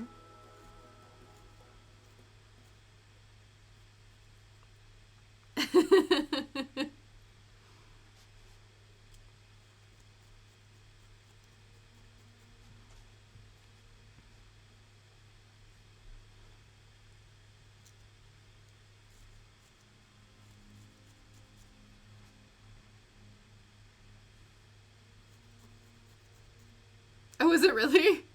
She's probably like an Instagram model or something like that, or like an influencer. To be fair, I feel like the same thing happened. I don't know if it ended up happening, but I feel like the same thing happened with like Hulk Hogan. When him and his wife separated, he ended up like engaged to somebody who was the same age as his daughter. I don't know if they ended up getting married, but I remember like the Hogans, that was like a reality, like back when like all the MTV reality shows were massive, like off the back of the Osbournes, and like everyone had a reality TV show. Remember the Hogans did. And then I think when that ended, they then like decided to just focus on Brooke Hogan, and I don't think it lasted very long. Oh, she's a singer too. Interesting. That's probably how they met. He was like collabing with her or something like that. Yeah, it was one of those because I didn't have MTV growing up. It was only like Much Music, so I think they would do like reruns and stuff. But I don't know if we actually like, it wasn't until I was like already in university that we finally got like Canadian MTV. But by that point, it's like that had already come to pass.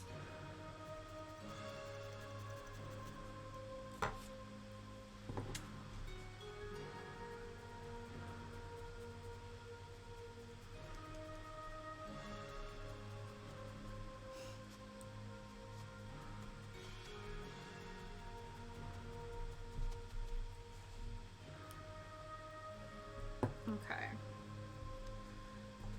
So the next thing I'm thinking.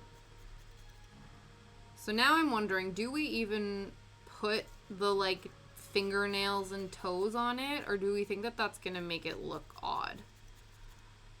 Because I'm a bit concerned about like trying to put like literally like stringy strands coming off of his nails. I'm not sure. Evening! Good evening, good evening. Fog Color History Project. What a mouthful. Is there any name that you would like to go by? Should I just call you Fog? Fog Color History Project. I love it.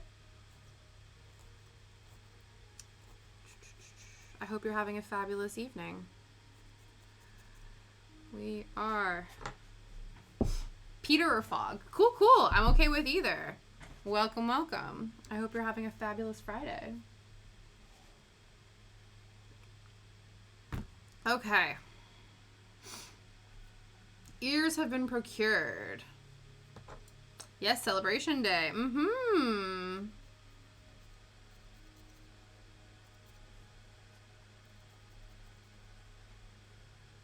Excellent.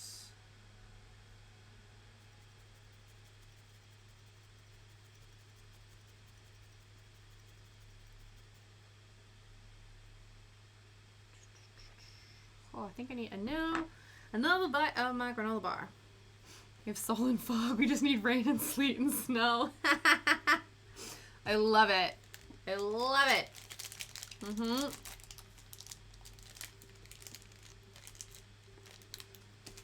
Want to collect all the elements.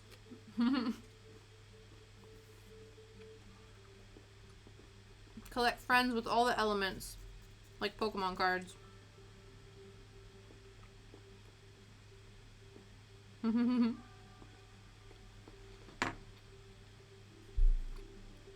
Okay. Now. Next steps. Do we...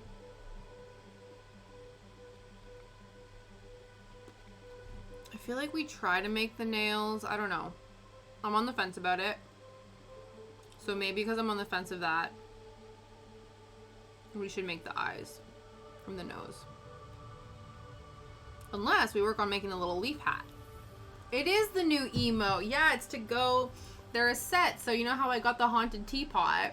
There was a haunted teacup. And I was like, well, I need to bring them together again. I can't have one without the other. That would just be ridiculous.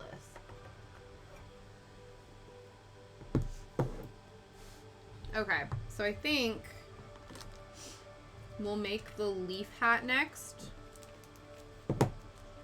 And then we'll work on eyes and nose. Hopefully. I say hopefully. That's the plan. Does he still sit upright? Oh, good, good. He got a little wobbly there for a second. We gotta make sure he stands up properly. Okay. So we need to make... We're gonna make this little hat here. And then that will sit atop his little head. From the Halo Dark thing. Right? Exactly. Yeah, you wanted to, yeah, you're a dignified haunted tea drinker. You know what I mean? Like, you don't need to be.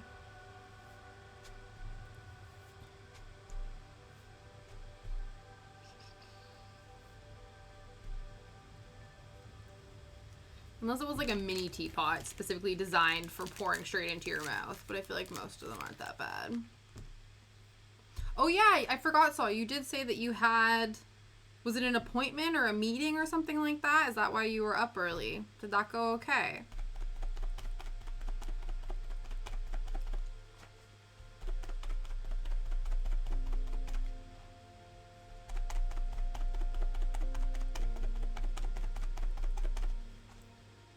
Hopefully this isn't too much.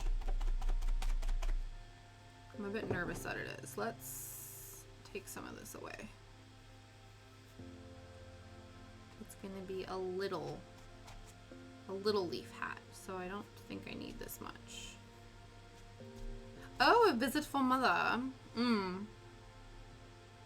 That's fair. Yeah. I do the same thing. I'm like, oh, we're having visitors. I guess I should clean the house now. That is 100% how I operate as well.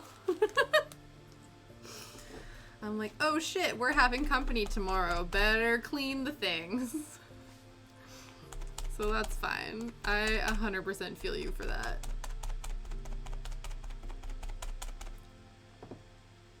So, I know how, like, when we attach the ears and things, we made them and then left a bit of the tail to then attach them to the body. But I feel like the little tail needs to sort of be the stem, and then it sort of, like, sits on his head a little bit. We will attach it very lightly. But yeah.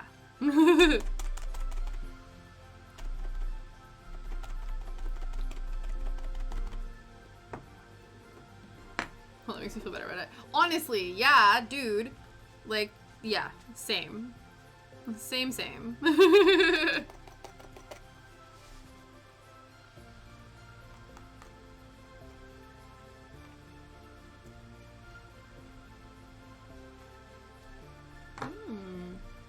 Ooh.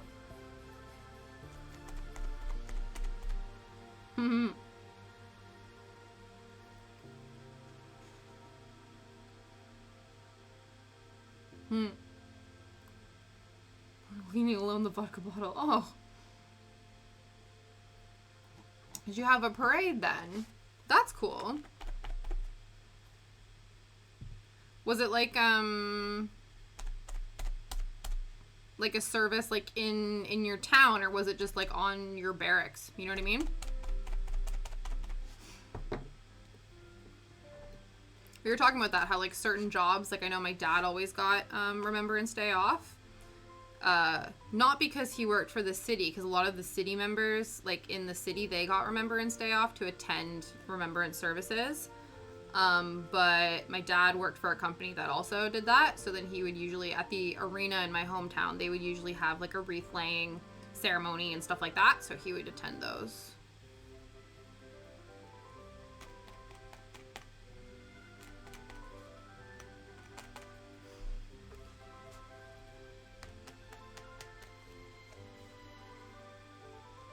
I feel like this music is very Totoro-esque. We start at the barrack in the city. Oh, okay.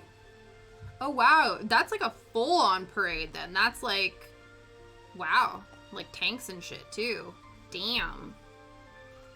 That's kind of cool though.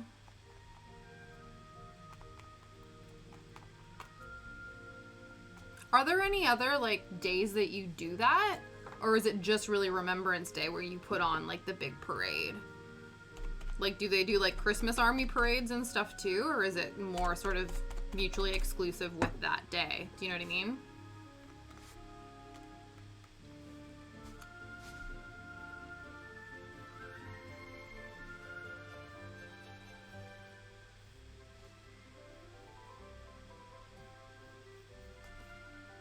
Oh, right. Okay, yeah. Independence Day.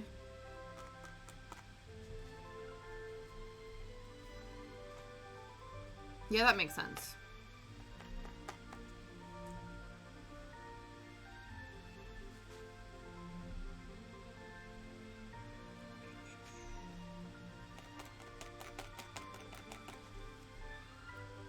I'm like, right now this doesn't look like anything, but I promise you guys it'll be a little leaf hat. That is the goal.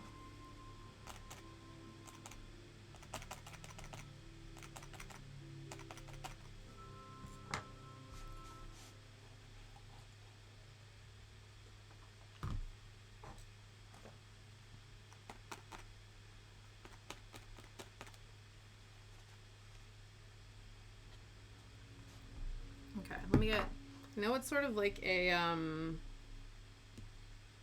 like vertical shot of the leaf, so it's kind of difficult to tell. Whoops, where'd you go? Sort of the scale and size of it. I think as long as it sort of like covers, because the idea is that he's using it to keep himself dry from the rain. It's obviously not working, but I think if we, yeah. Okay, it's gonna have to be a lot smaller, obviously, but that's all right. Mostly have 3 parades with planes and tanks. May 1st. Okay. May 1st and August 15th. what days are those? Like, I know that November 11th is Remembrance Day, but I don't know what date, like, what's symbolic about the May and August dates. Maybe they're not. Maybe they're just, like, planned things. I would assume that they probably have some, like, greater purpose, though.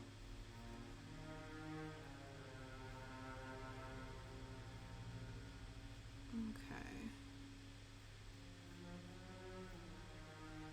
Oh, I'm getting chilly. Wait, let me readjust myself.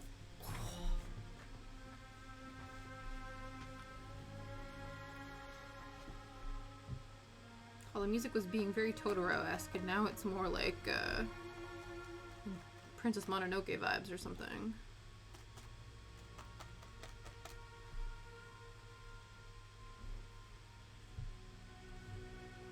I have a new, like, this is totally not, but I have a new Ko-fi goal, because I really want to get Pretzel, like, so Pretzel Rocks is the service that we use that has the free, like, streaming service music, but you're, like, at the mercy of the generated playlist that they put out every week. So different ones, like, this is Calming Cinematics, and I don't think that one will be available next week.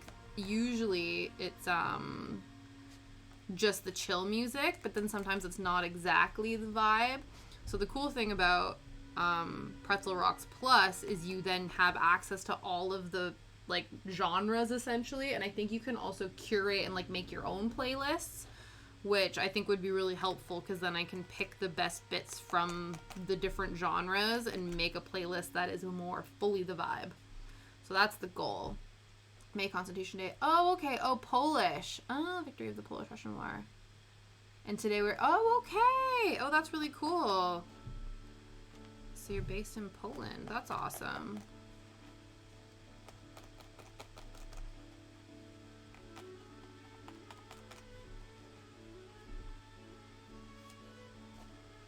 Polish Independence Day. Very cool. Well, congrats on your independence. Continued independence. I think especially too, like, a lot of the former, like, USSR occupied countries and things like that. No, he was a mining engineer. He but he just got the day off to observe the, like, Canadian Remembrance Day ceremonies. No, I have no military family members. I have a friend who's in the British Armed Forces, but no one related to me.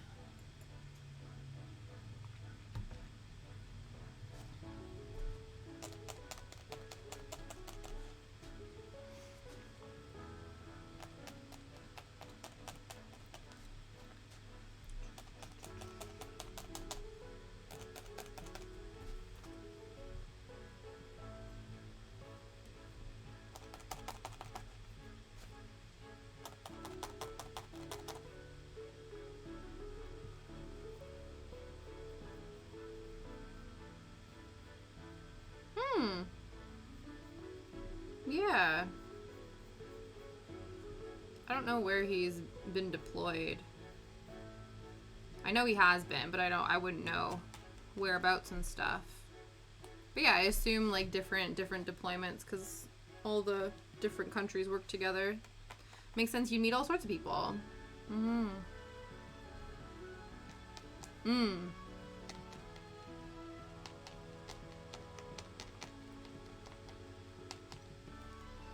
Yeah, I'm sure, because I'm sure you've met all people from all over the world, eh?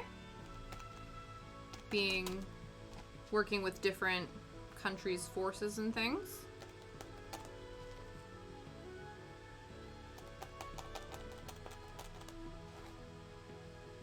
Yeah, cool.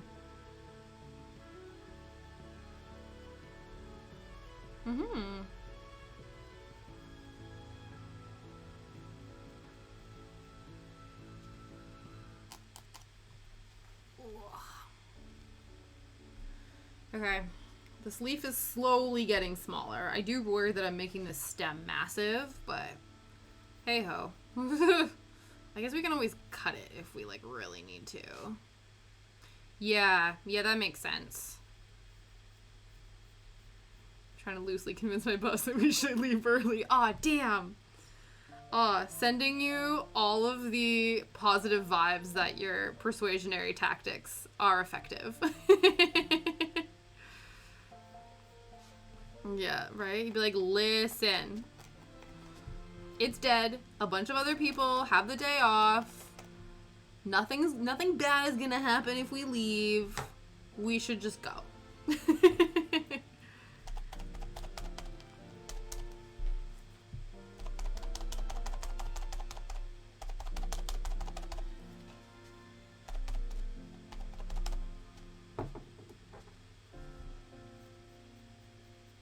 Especially too, it's also Friday. Like, also be like, yo, it's also Friday. The phones aren't ringing. So you want me to clock out, or I think you do want me to clock out? I think that's what you're saying. You're saying you want me to go home? I think that's what I think you're thinking. Yeah. No, it's good. It's good to if you have the luxury of being in a job that you enjoy, I think that makes everything a lot easier. Because it can be difficult to find the motivation to show up for work every day if you don't like it. Starting to get loop. Oh, that's awesome. You're like, let's implement that now, please. Let's start implementing the shiz, you know?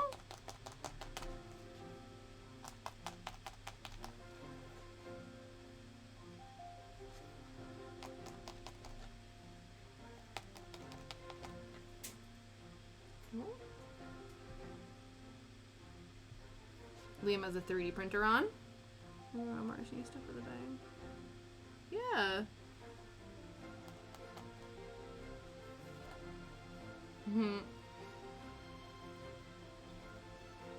See, I really struggle with like loud noises, so any sort of like gun salutes, like we were talking about fireworks night last week, and like my dog is absolutely terrified of fireworks and like big loud noises, and I am also a sensitive little baby bitch, and I do not also like loud noises. I also do not like loud noises, so anything that makes a loud bang, I'm like, I'm good. I don't like it. I like calm and quiet and peaceful. That's where I'm at. My soul is too sensitive for loud noises. Even like when cars, because we live near like a major highway. Yeah, like we live near a major highway, and every once in a while the cars will like backfire and it'll be really loud, and I'll be like, not cool. Yeah, absolutely. It's like I respect the why those things happen and things like that, but I'm like, I don't want to hear it myself because it's too loud. I really am like a child in that respect. I'm like, too loud. Okay, we're slowly getting there. The size, it might not be, guys, I'm sorry to tell you, I do not think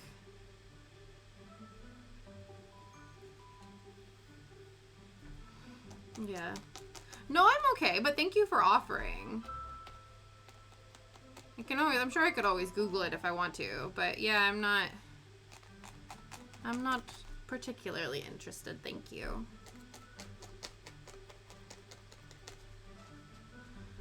But yes, unfortunately, guys, I don't think this will be a movie accurate leaf hat. It's just gonna be the leaf hat, so we're just gonna try our best. It'll be a leaf, it'll be on his head, that's all we can really ask for.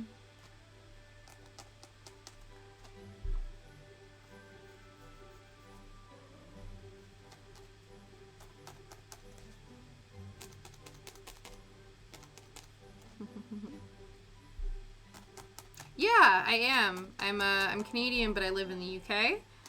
I've been here for 5 years now.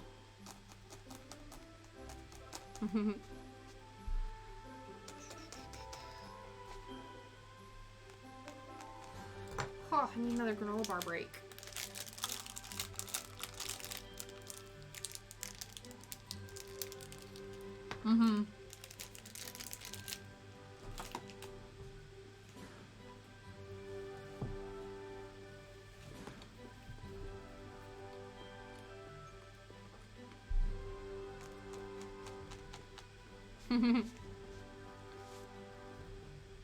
Oh yeah, absolutely. They're completely different.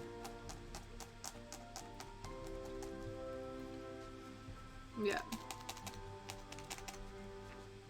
Oh yeah. I'm definitely not gonna, like, there's certain words that I'll pronounce like Britishly just because it doesn't make sense to pronounce them like the Canadian way. But for the most part, like, I read a thing where when you start learning a different language, or when, like, I think by the time you turn 8, that's sort of the dialect accent you will adopt. So a lot of people, if they, you know, were speaking in a certain way or a certain language, by the time they turn 8, even if they learn a different language, that's the accent they'll have. So I don't think that my accent will ever disappear. Like, it's always going to be... it's always going to be Canadian.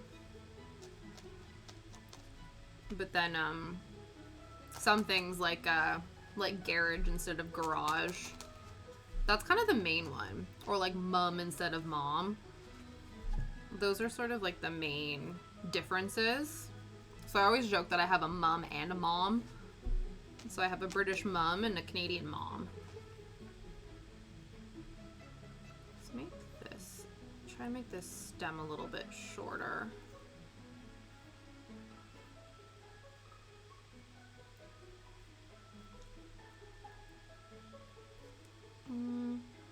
Oh, it's still very big. We need to make this much smaller. Again, didn't I say I was worried that this stem was going to be too big? The stem is too big.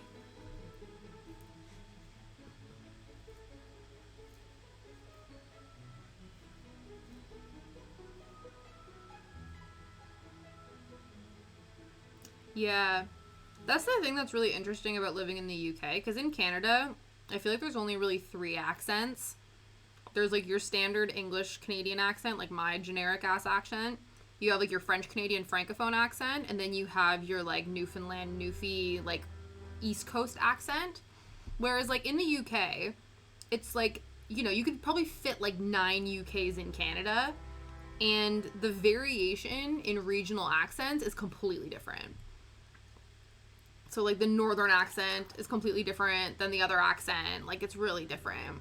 Oh my god, Fog, thank you so much. We've officially reached our 190 follower goal. So exciting. That means we're 10 away from 200, which is our follower goal that results in a giveaway.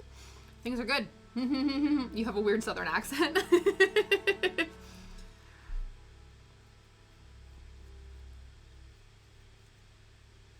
Yeah, that's, again, so that's the thing, like, I find in the States, like, there's such a variation with accents.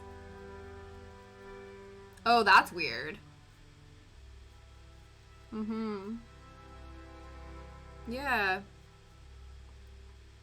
But yeah, like, again, the UK, the States, they have such a variety of accents.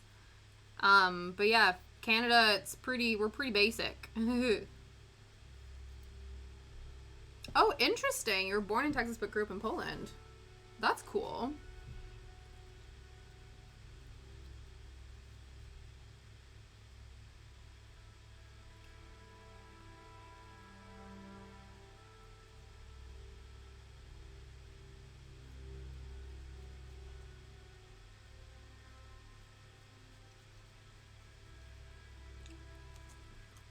Okay.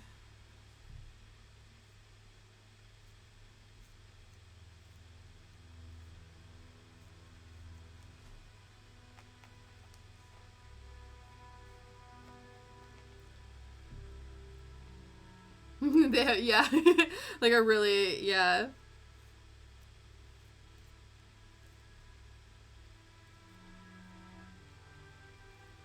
Yeah, my Liam's granddad is Scottish, and so he has a very like thick Scottish accent.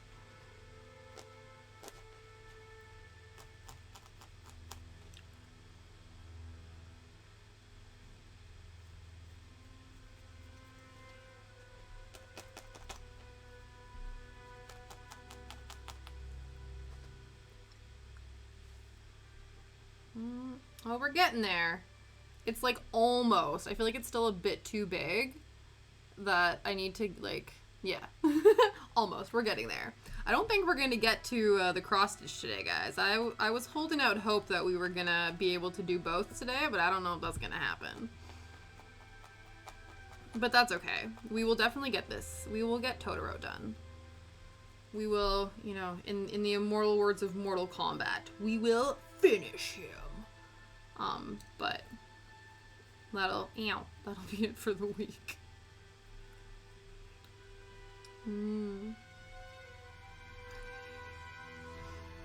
Yeah. That's the thing too, like when you're so young, it takes a while. And then, because honestly too, that same thing happened to me here, where like there's really thick British accents and then people would be talking to me and I'm like, I have no idea what you're saying. But then I'm sure in the same vein that like it would be the same with me. They'd be like, I don't know what you're talking about. I'd be like, yep. I once like, I would say it's like an audition. I like auditioned to be a waitress and I was trying to take orders and I had to ask this like elderly British couple to repeat themselves like 3 times. I had no idea what they were saying. I didn't get the job. I didn't want the job. I was like, I don't. Yes, it was hard to understand. Yeah. Then when someone's using it. That was a complaint or a critique that I always had growing up, that I speak really fast. So even like native English speakers are like, you need to slow down. You just slow down. Yeah, loud and fast was how I spoke most of my life. According to Liam, I'm still quite fast, or quite loud. I don't know if I'm as fast. I've tried to slow down over the years.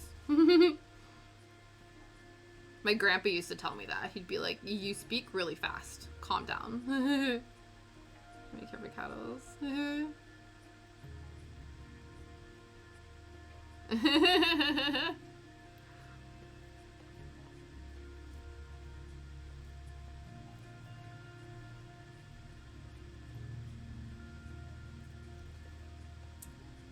Absolutely. The words you like misinterpret because of an accent.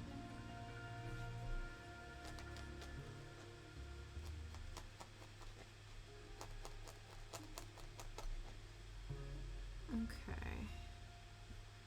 Now, I'm thinking, because I feel like the leaf is a little bit flatter, like it's a bit wider, so I'm wondering if we can flatten this down. Yeah. Yeah, I'm sure, especially if you're young too, right?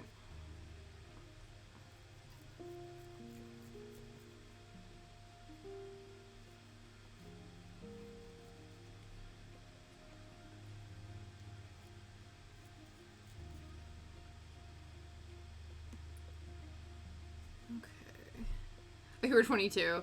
I'm like, yeah, that's young enough. I'm like, your prefrontal cortex isn't fully developed by the time you're 25, so I still consider that young. Anyone under the age of 21 is like a baby to me still. I'm like, you are a child.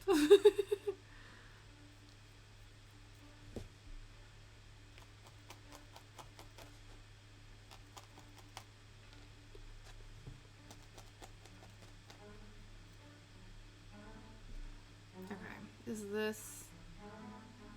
Yeah, I think this is right. Possibly. Let's see. I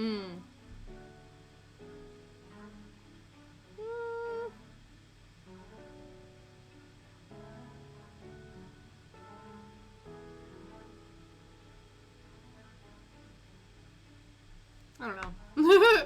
I don't know. I want to try to make this leaf smaller. Okay.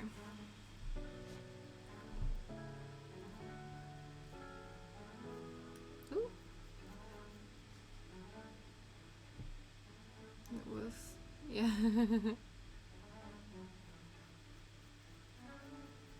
Yeah, I haven't learned... I can't. I took French in school until like the 10th grade, but then I stopped. I recently, this was like already a few months ago, probably like a year ago, I downloaded Duolingo just to see how much French I had retained. Not enough to be like conversational, but I remember like certain words and things. But other than that, it's just straight up English.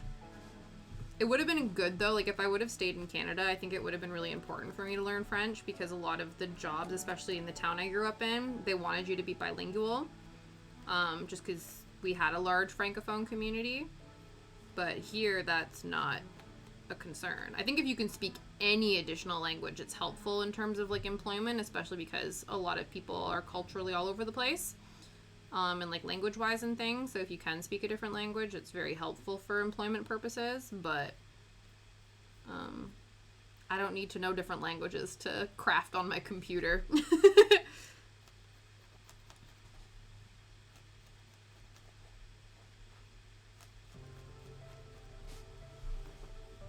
Oh.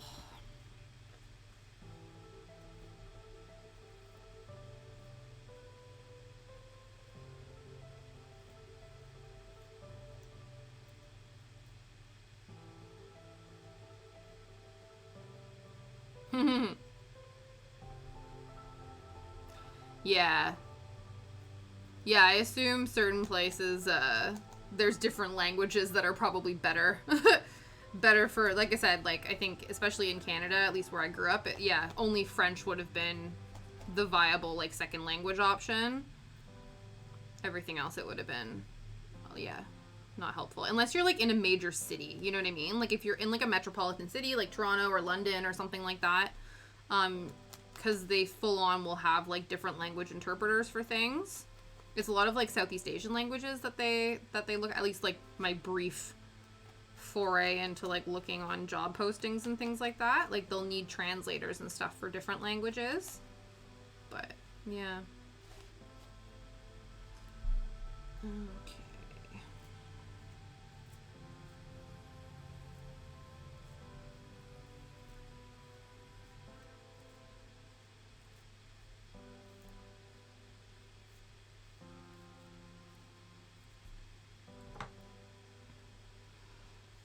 Okay, now we're happy with the leaf.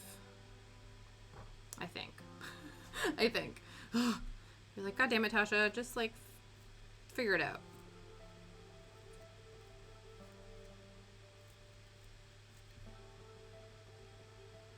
Okay. Yeah, this part was. I guess. Yeah. He looks like a potato from the back. Honestly, he does. He kind of looks like an egg. He kind of looks like... There we go. Let's...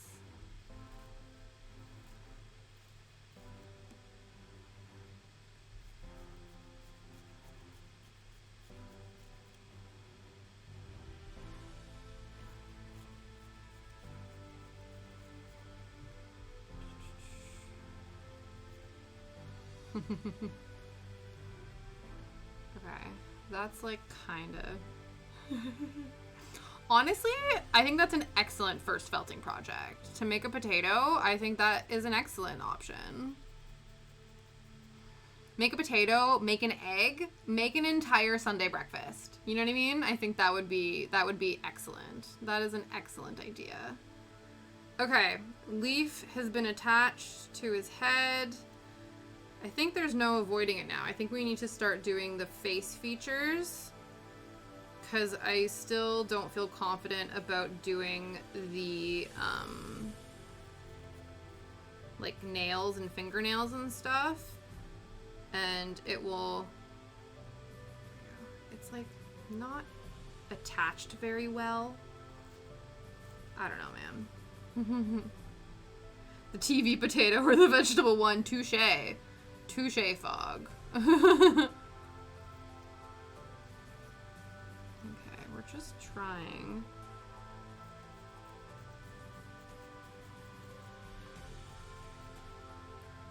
There we go. It doesn't need to be, like, fully attached. It just needs to not move. I'm both of those potatoes. Honestly, same. Honestly, same. Okay.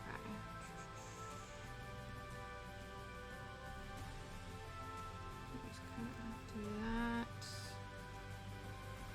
Okay.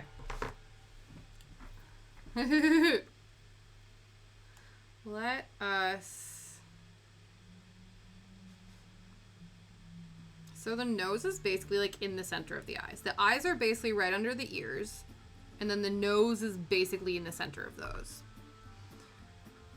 So I think we've tried, I don't know. I don't think Saul would vote that we stick googly eyes on him, but I don't think that they're the right size. I feel like suit sprites would really work with these googly eyes, but these are not giving Totoro vibes, so we're gonna not do that. But we have the little eyeballs again. So I think these will be the right size.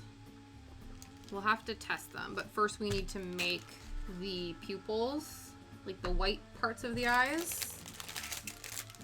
So we'll use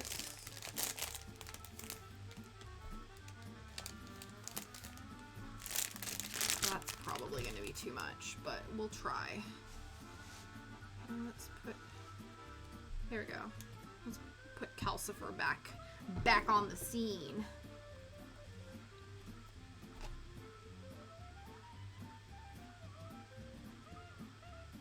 Okay, this is the part where we again try to make, is that going to be too much? I think it might be. Let's take some of that away. We can always add more if we need to, but we can't take any away.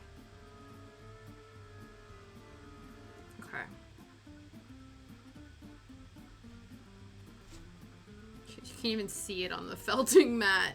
Let's do this here, just so I can see. I don't know, man. Sure. Let's make a circle. This one.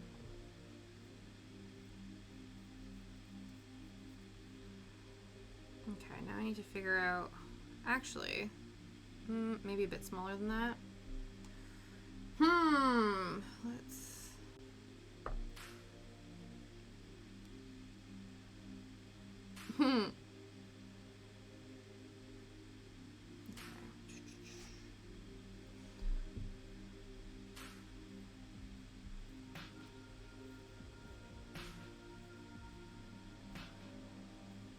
like, I'm not much of a drinker, so I wouldn't know. You've never had it, yeah.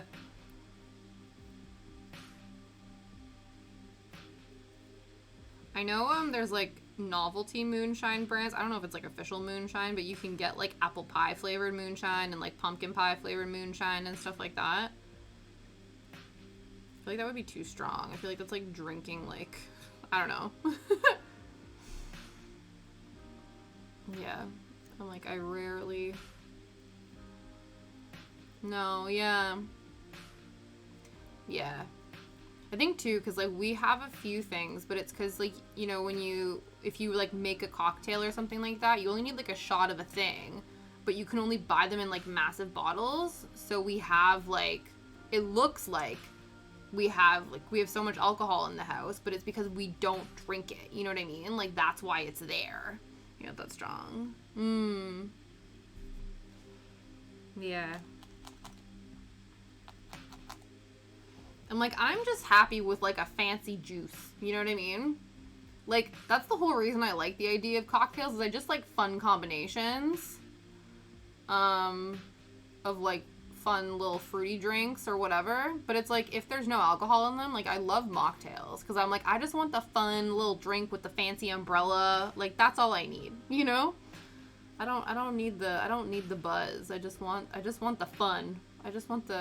I'm a sucker for like cool packaging. So I'm like, if you got a fun ass looking drink, I would like to try it. Right? Love a juice. Exactly, man. Juice is where it's at. Yeah, no, I don't think I could do that. Hey man, we all have our vices. We have the things that make us happy. For us, it's juice. For you, it's that. Actually, for me, it's tea. For me, it's tea. It's a chai tea. It's an Earl Grey tea. Depends on the time of year. Me and tea. Like that. So I just realized it's not even in frame.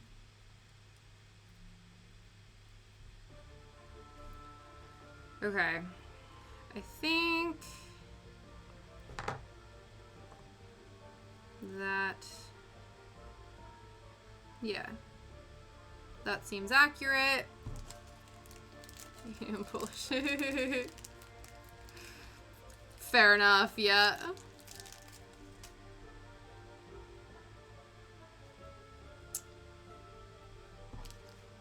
Okay. All right, first eyeball done.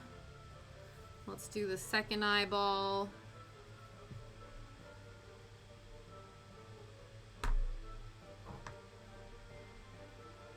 Oh, this doesn't feel like enough. Let's add a little bit more. Now I want some chai tea. You're welcome, Kat. I finished my pumpkin spice tea.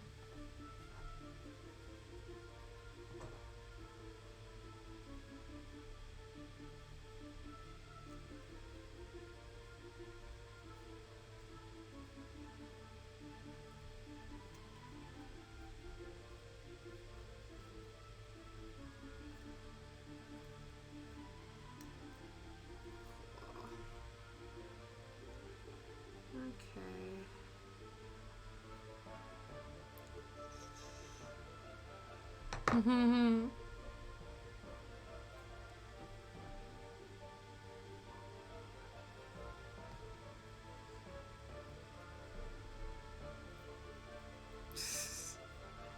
LOL indeed.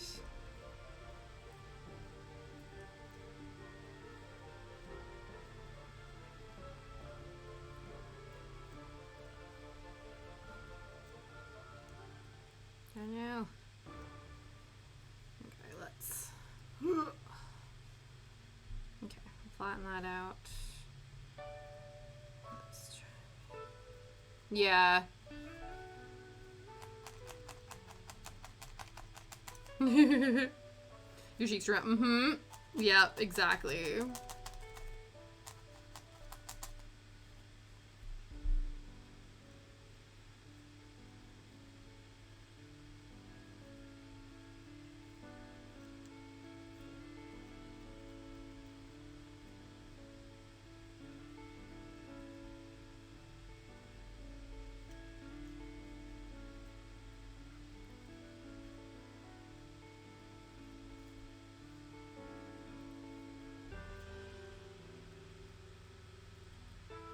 Nah.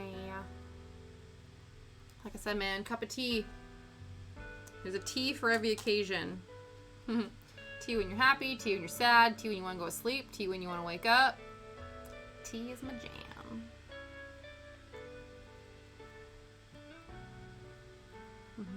Schnapps. Interesting.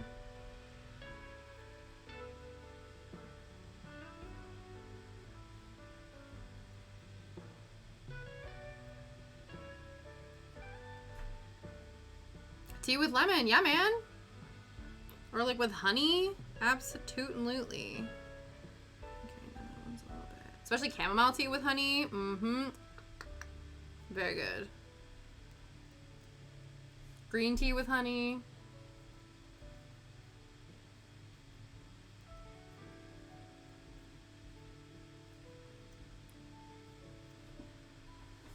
Okay.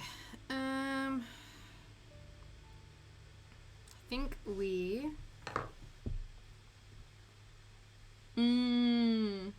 Yeah, that's true. It's like anytime I talk to people in the States about tea, it's always about iced tea. And it's about like sweet iced tea. Which, same. I remember, actually, this was when I was, when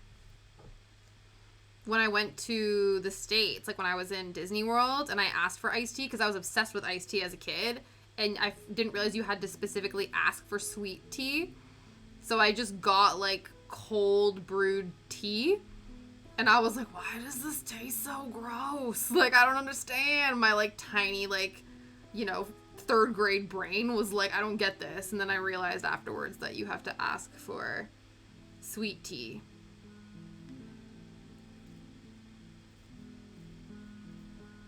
Okay. Hopefully this is far enough apart. They're meant to be sort of like under the ears. So that's what we're doing. You can't have sugar. Yeah. Yeah, that makes sense. That's like with bubble teas. It's like you do all that stuff first and then you cool it down.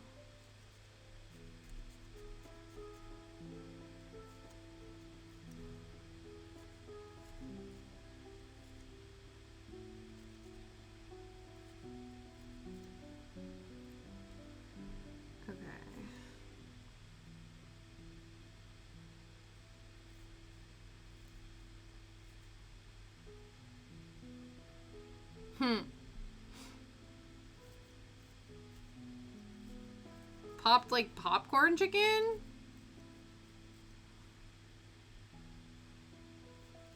Are you talking like farm chicken situations? Popeyes. Yeah.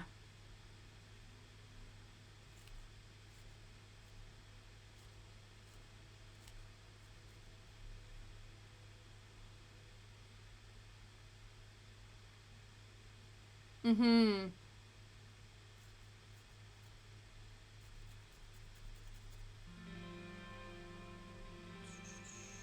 Now I'm worried that that one is too small. Oh well, we're committed. Mm-hmm.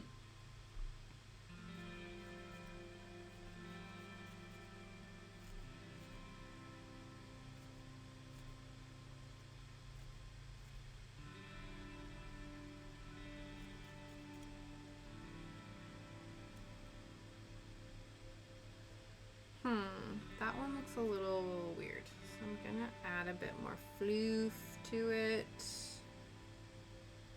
I don't 100% know if it's the best idea, but we're going to try. Oh, different ones. Yeah. That's that sweet, sweet GMO goodness, eh?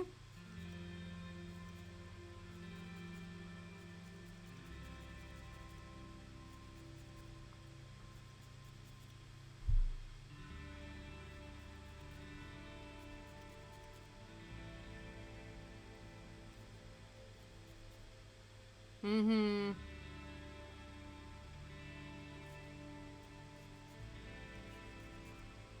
Yeah, that's like a thing, eh? To get the artificial. There's like a whole thing. I remember when I was in, I think it was the 11th grade, we watched this like online video thing called The Matrix.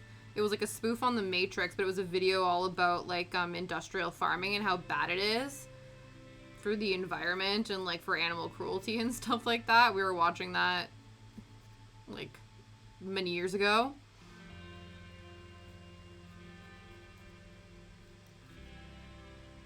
But yes, if you ever want to have your world rocked, watch The Matrix. Blew my 11th grade self's mind. Mm-hmm. That's the one thing that my partner says too when we go to Canada and stuff. He's like, everything is just so much sweeter. Like there's so much added sugar, whereas it's a lot more regulated in Europe. Okay, now we go to work on the nose. So we have, he has pupilless eyeballs. But now we just gotta do, it's like a wide triangle, sort of. And it's like right in the middle of his head. So we're gonna try to do that.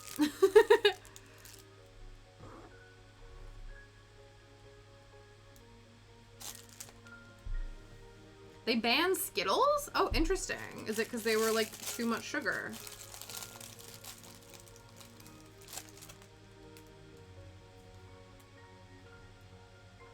Oh, interesting. I know too, like, they're really, like, the EU and stuff is a lot more strict about, like, food coloring and things like that. Yeah, exactly. The red dye. Mm-hmm. Yeah, and they actually have labels on them, like, if you get, because you can get imported, like, American food in the aisles in the grocery stores here, and it'll say on the packaging, like, may cause hyperactivity in children and stuff.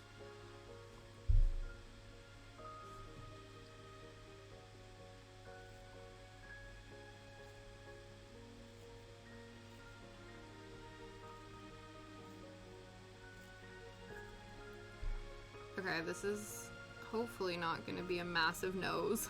Oh, balls. Okay.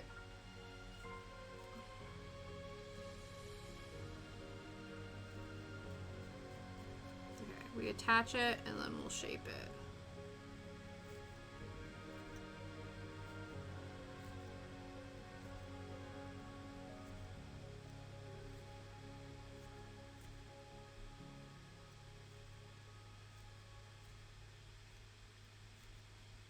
Okay, this is, oh, it was scaring me for a second, but I think it's working out okay.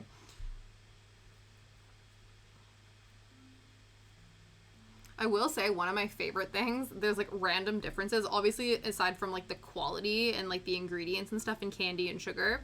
One of my favorite things about moving to the UK is that the like purple flavored candy here is all blackcurrant flavored instead of grape flavored like it is back in Canada, because I'm not a fan of artificial grape flavoring. And I don't have to worry about that here because the default purple candy flavor is not grape. It's blackcurrant.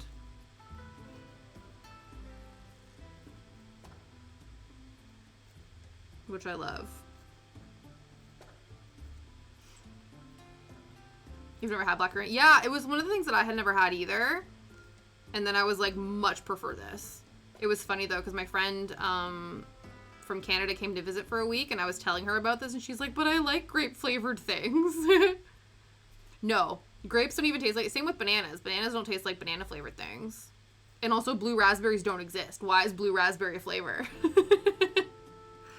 like, there's no such thing as a blue raspberry.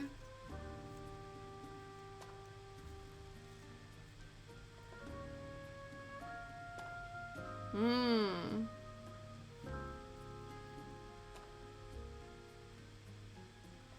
Did they? Yeah.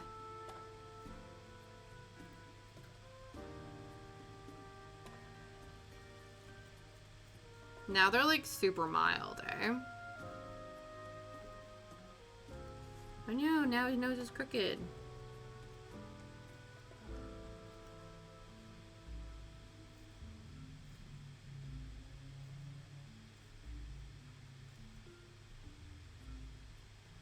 Hmm. Oh, really? Interesting.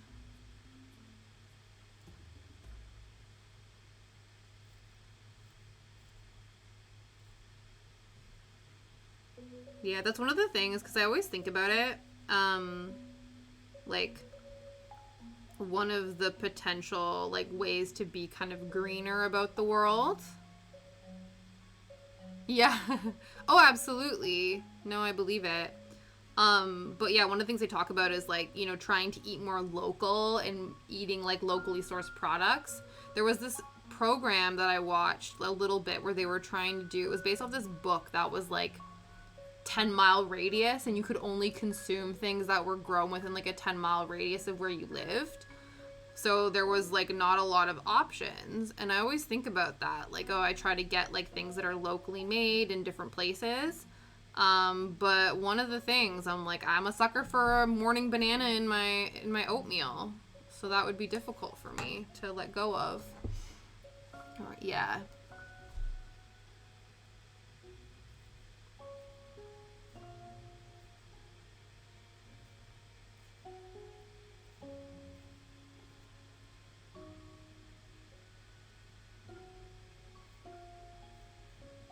Miss Bananas. Oh, really? That's so because my mom developed like a banana allergy later on in life, so she never had a banana allergy, and then only in the last like few years did she get one.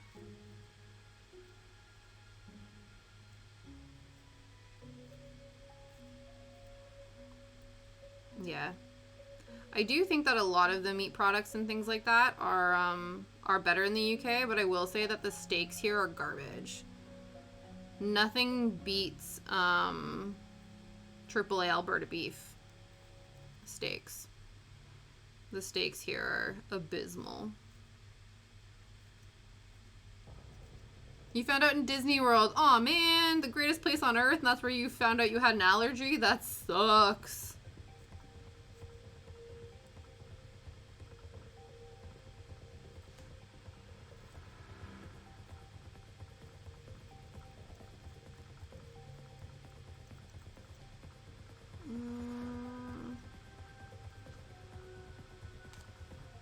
Okay, I'm not sure how I feel about this. It kind of looks like a bit of a beak.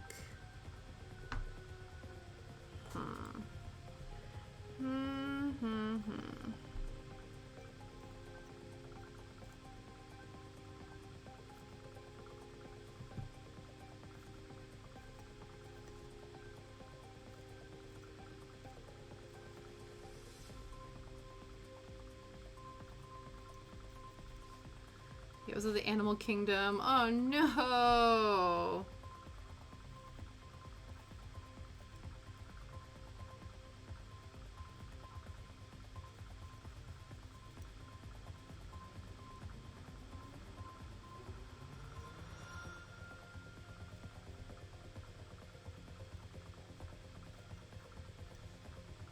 Okay, maybe once I add the pupils, I won't hate his nose as much. I don't know.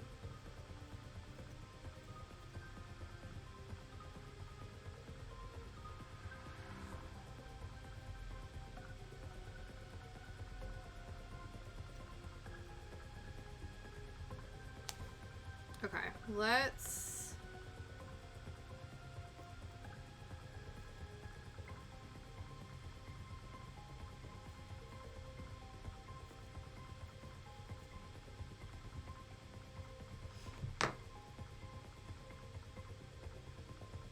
Okay, let's add the pupils, and then we'll see how we feel. Because I don't know if it... Oops.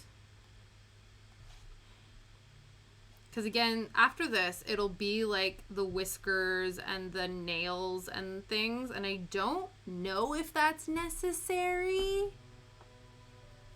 I'm not sure. Or if we add the whiskers, I don't know. I'm really nervous about like adding a lot of like little black details to this because I am convinced I might completely fuck the whole thing up.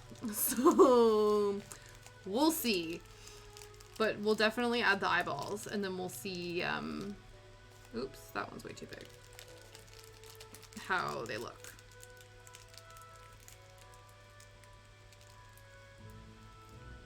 This is always the most traumatic part though, because I need to stab Totoro in the eyes now. So we gotta get this bad boy.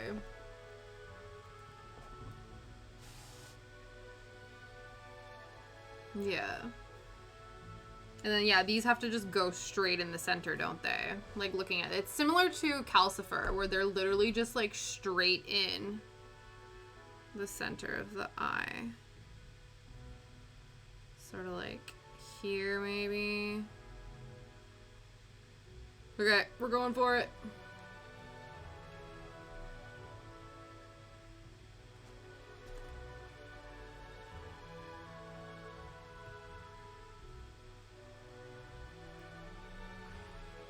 This happened last time where we needed to like make this a lot wider.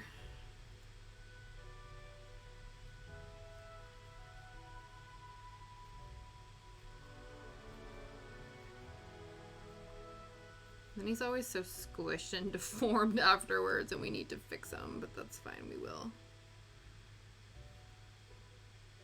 Come on, Totoro. Receive thine eyeball.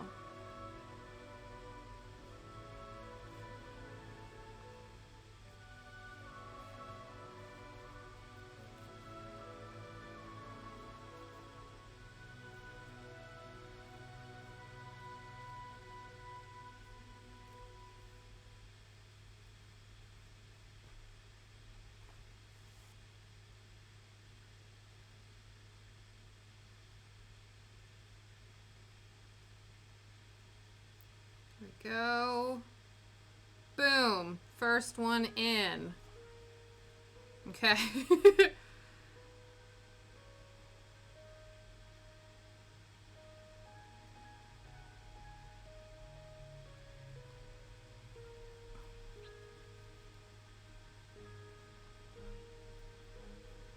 Oh no. That's not good. The eyeball just like full on came off. We obviously didn't felt it enough. Whoops. Okay, well I'm gonna leave that in there. while we attempt to refelt this.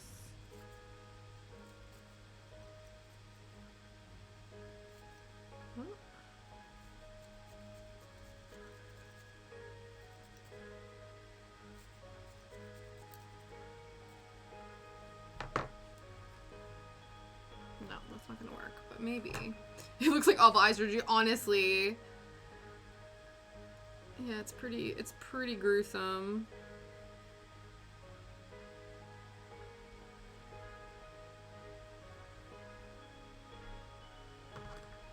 Okay, so that's in, but I know for a fact that this eye isn't attached. So we need to fix that.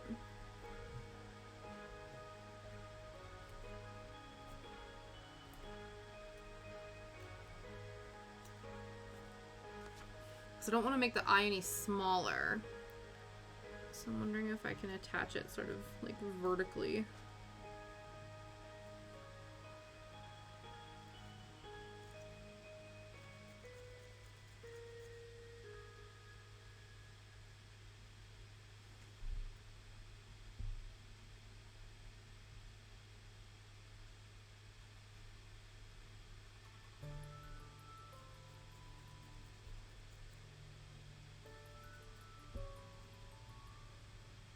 Okay.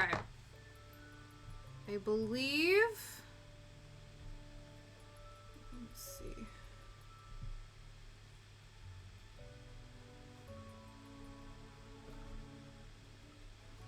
I believe he's finished.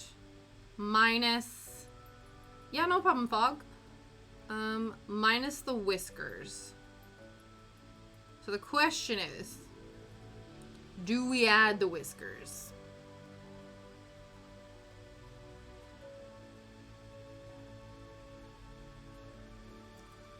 We can see what they look like, maybe? We'll make some and we'll like stick them on the face. I probably just use more felt and just like make the black felt like really tall and like really sort of skinny. I don't really have anything else. Like we have like pipe cleaners and things like that, but I think that would make it a lot thicker by the time we like wrap them and stuff. So I'm not really sure.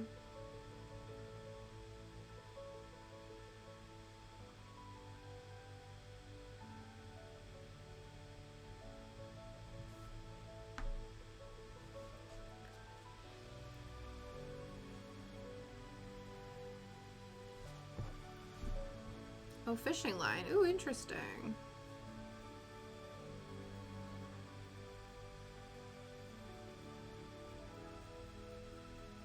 Yeah, that would be a little bit.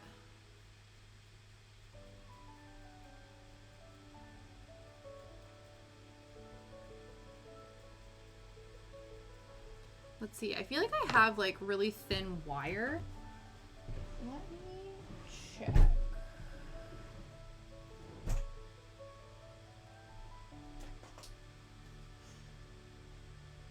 Because I have like little jewelry hooks and things. So I'm wondering if we get something like really fine and then I can wrap it in black if that was. He does. Yeah, they are a bit chonky. So that might actually work out okay. Let me reach into, this is like the jewelry stash. Not that I've made jewelry in a hot minute.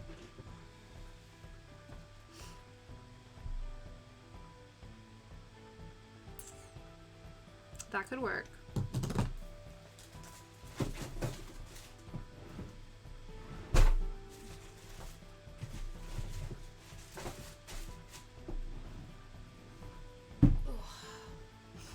So I have this, which is quite thin. And so I'm wondering if we... Why are they... I just heard a couple fireworks go off, so I'm sure Shadow is freaking out right now. The only thing will be attaching them. I don't know. I could probably, if I all them in, and then probably do a bit of glue. Oh, that'd probably work. Ooh.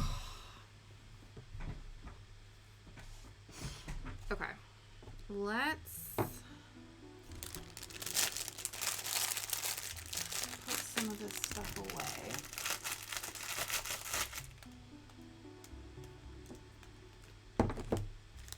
Just clear the space for for using glue.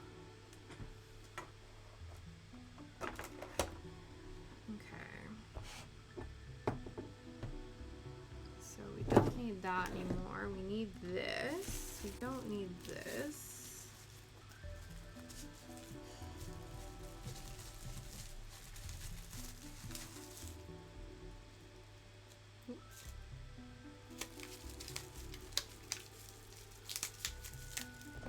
Let's pop those there. Don't need those anymore.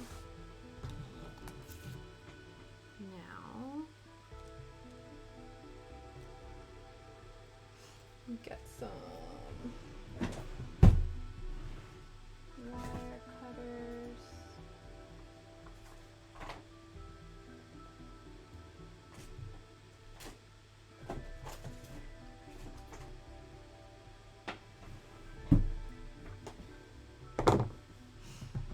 So if we then operate on the idea that we're going to be sticking a bunch of it in there, if we like double it for just to make sure, if I just cut like, I don't know. This is how I find out that the pliers are not sharp. There we go. Okay.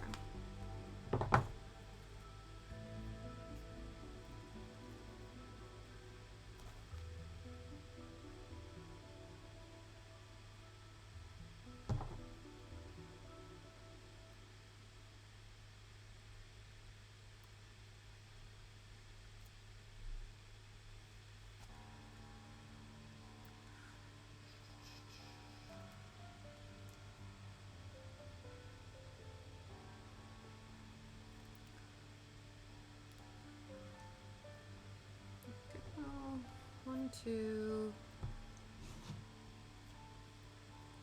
three.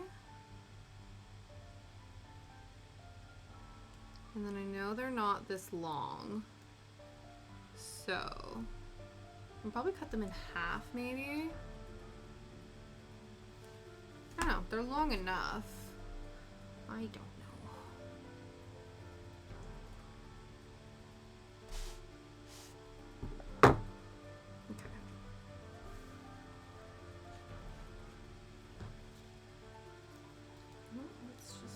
This up again.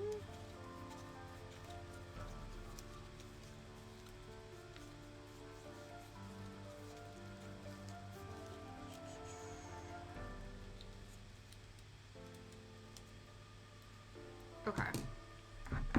So what I'm thinking, so if we flatten some of this out, and then we can basically wrap the wire in this. And then that will make them thick enough for what we're trying to accomplish. Might cut them in half again. Because he has 3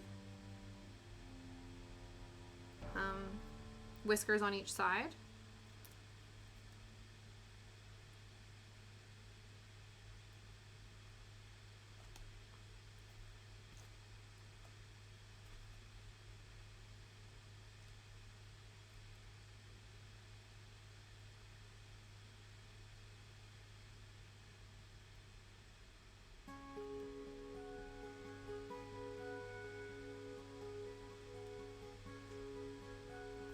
A bit small. No, they're all roughly the same size. It's fine. Okay.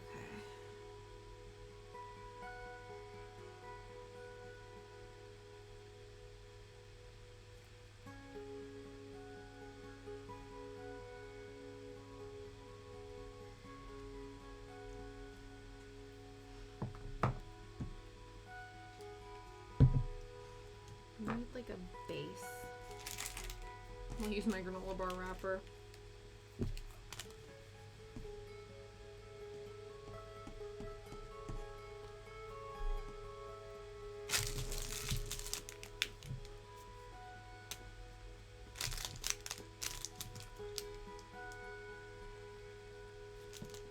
There we go. That's what we call reusing.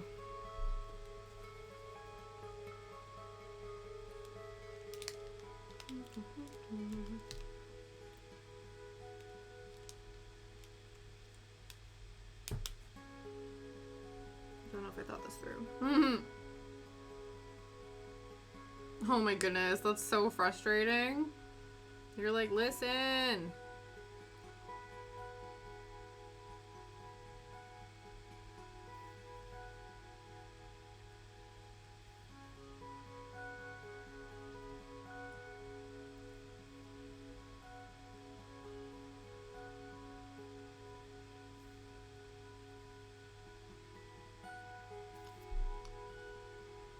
Okay, I think this is working.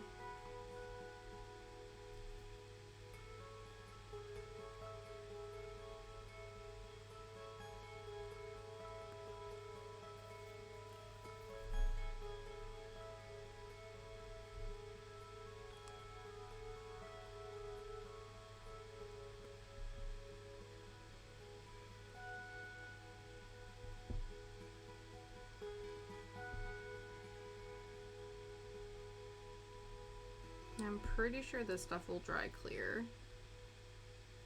So it's okay if we... Just trying to make it like tight enough that it actually stays on and doesn't like unravel itself.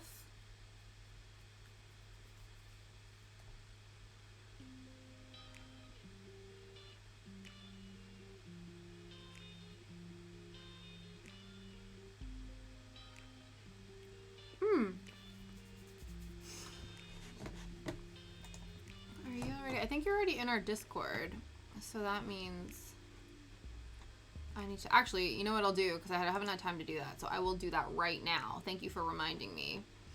Let's add you to the map of friendship. And you have that here. Birmingham. Okay, type that in. Oops. Spell it right. Birmingham, Alabama. Perfect. And then we create our own little dot here. Move it there. And we edit that dot to say your name.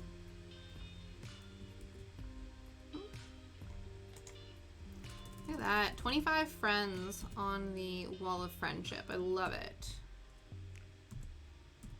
Fanto cat. Save. Perfect.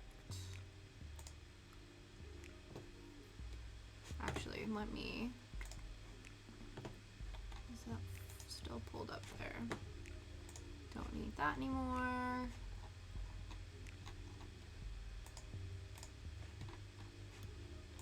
Cool.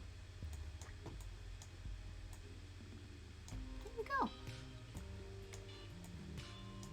Excellent. Yeah, no problem. I can... So many in the UK, yeah. Can I not do anything with these? Okay. And what I'll do is I will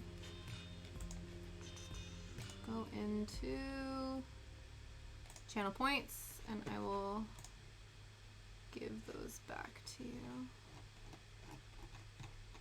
I remember how to do that. Nope, that's not the one.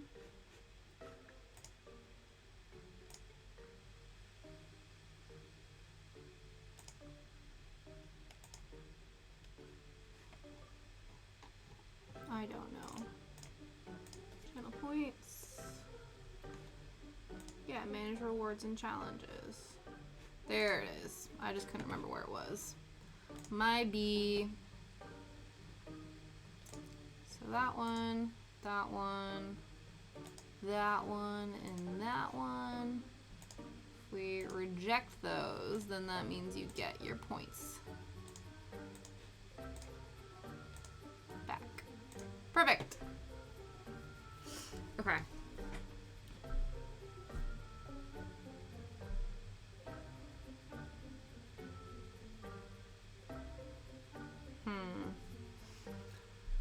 Don't know about this.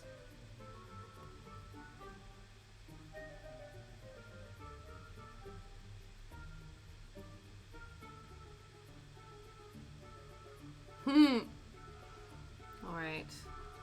Let me just felt this a little bit, and then we will pull a card from you. You just think you're going to use them again. Absolutely. Of course, of course. Okay.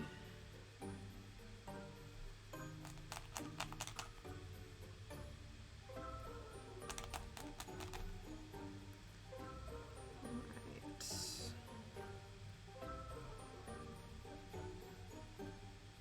That's a really long one. Maybe that's too long.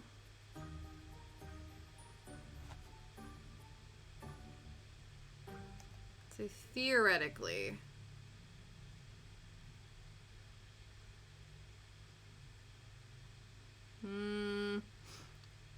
yeah, I don't know. I'm not sure about them, but we'll clear up and I will pull you an oracle card. This is just the idea, like just pretend that this is not super janky, but the fact like that's sort of the idea, and I don't think I like it. I think he might not need them. I don't know if he needs whiskers.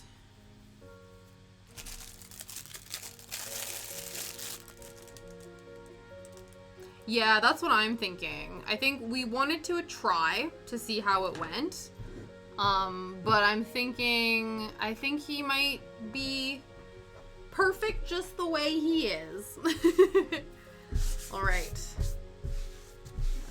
Oh no, I didn't get glue on that, did I? Okay. Let us consult the mystic oracle of trees.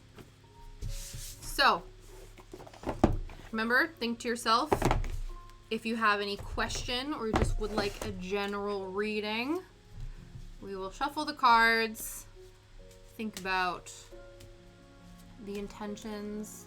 We want to get a good vibe, and then I'll make 3 piles, and then you can pick which pile you would like the card from, and then we will see what you've got.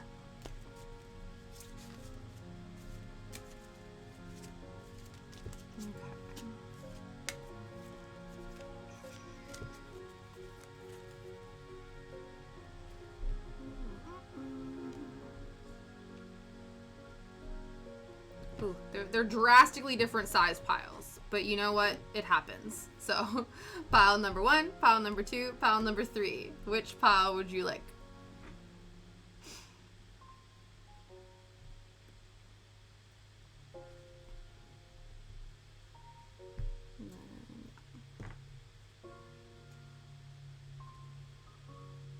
Pile number 1. Excellent, excellent.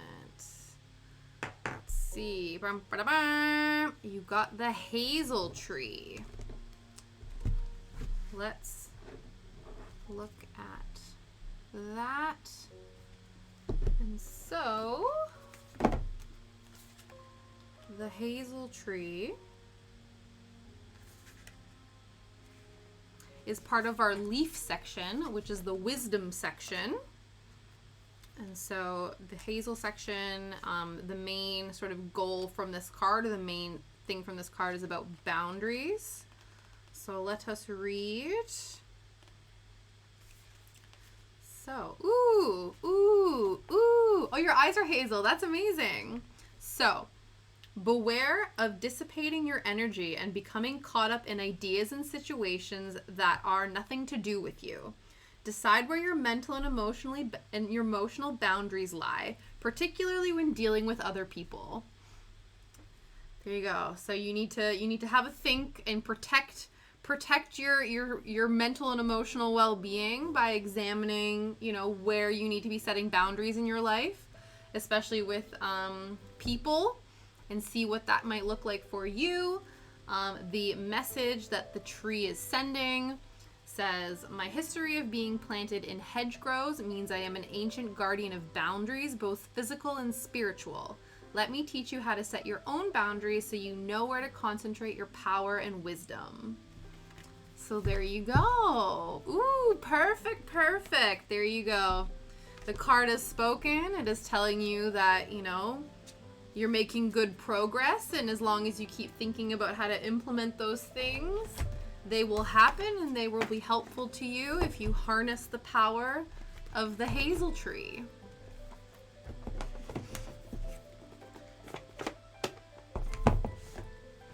Alrighty then. Yes, I think we have Ixnade on the Whiskerays, which is perfectly fine with me. Combine these two together. Pop those away. I know that's not really gray anymore, but that's fine. Oops. Whoops. Need to stretch. Put these things away. It's good. We tried something. But I believe, you know, socially awkward Totoro, my favorite Totoro, is complete. There he is. I'll move him out of the way. He now joins his good friend Calcifer.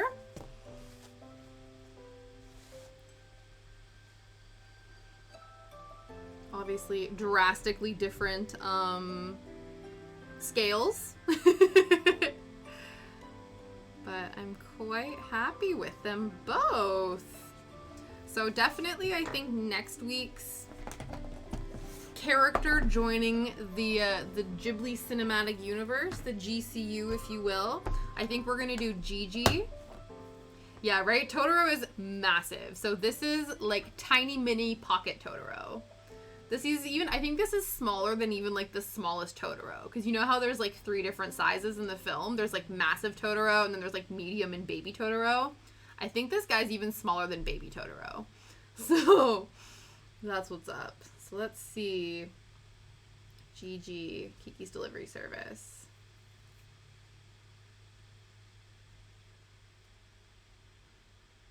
Yeah, so I think this happy cat right here. Ooh, see, this might require me to perfect the whisker situation, because the cat, I think, might need whiskers. So I'll have to have a little think about the best way to do that in preparation for next week, how to make proper needle felted whiskers. So then we'll do Gigi. I don't think Gigi wears a bow tie at any point, but we might stick them in one. I think the like cat toy has one that they attempt to deliver. So we might just do regular old Gigi, or we might stick a bow on him as well. But yeah, so that's going to be the plan for next Thursday. And then as usual, we didn't get a chance to work on it today, but I'm hopeful. Sorry, there's a bit of white fluff that I need to attend to.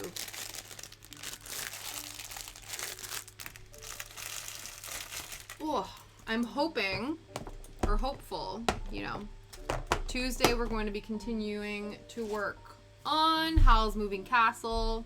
This is where we're at right now. I'm gonna, in addition to me wanting to play the piano this weekend, I am also going to work more on this cross stitch, because we didn't get a chance to work on it today because we spent too much time on this little leaf hat, but it freaking worked adorably. So quite content with both of our Ghibli creations. If anyone has any raid suggestions, let me know. If not, we'll go and see what our friends are up to. And also reminder everybody, this Sunday at 8 p.m. British time, I'm going to be over on my friend Saul's channel where we're going to be having a nostalgic talk show style interview with tons of fun, exciting things. It's going to be great. I'm really excited about it. He's asked me like certain topics to like pick the most nostalgic things, so like most nostalgic movie, TV show, food, music, toy. So we're going to be getting into all of that, which I'm very excited about. But yeah, so let's go and see, who do we have to go visit?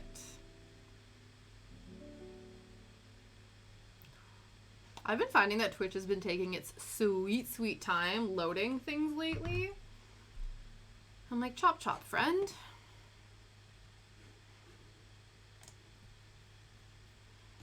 Okay. Maybe. We'll preload the visiting option. You don't have anyone in particular? Cool, cool. Let's go find some friends. If this will forever load. I think Saul is streaming, so I feel like in anticipation for Sunday, we should go and see him and see what he's up to. That is, if this will ever load.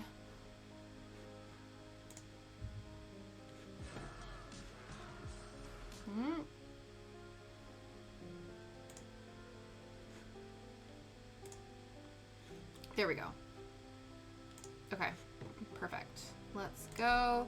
Here is the raid message that I always forget to use. Okay, there it is. Let me do this. Let me copy this. Let's go see our friend. He plays a lot of vintage games, so he's playing some sort of a vintage game. Let's go see what vintage game it is. And then we will see what he is up to, and then yeah, we can talk about what's going to be happening on Sunday, which is so exciting. But again, thank you guys so much for hanging out with me today, and I will see you next week. Have a good weekend.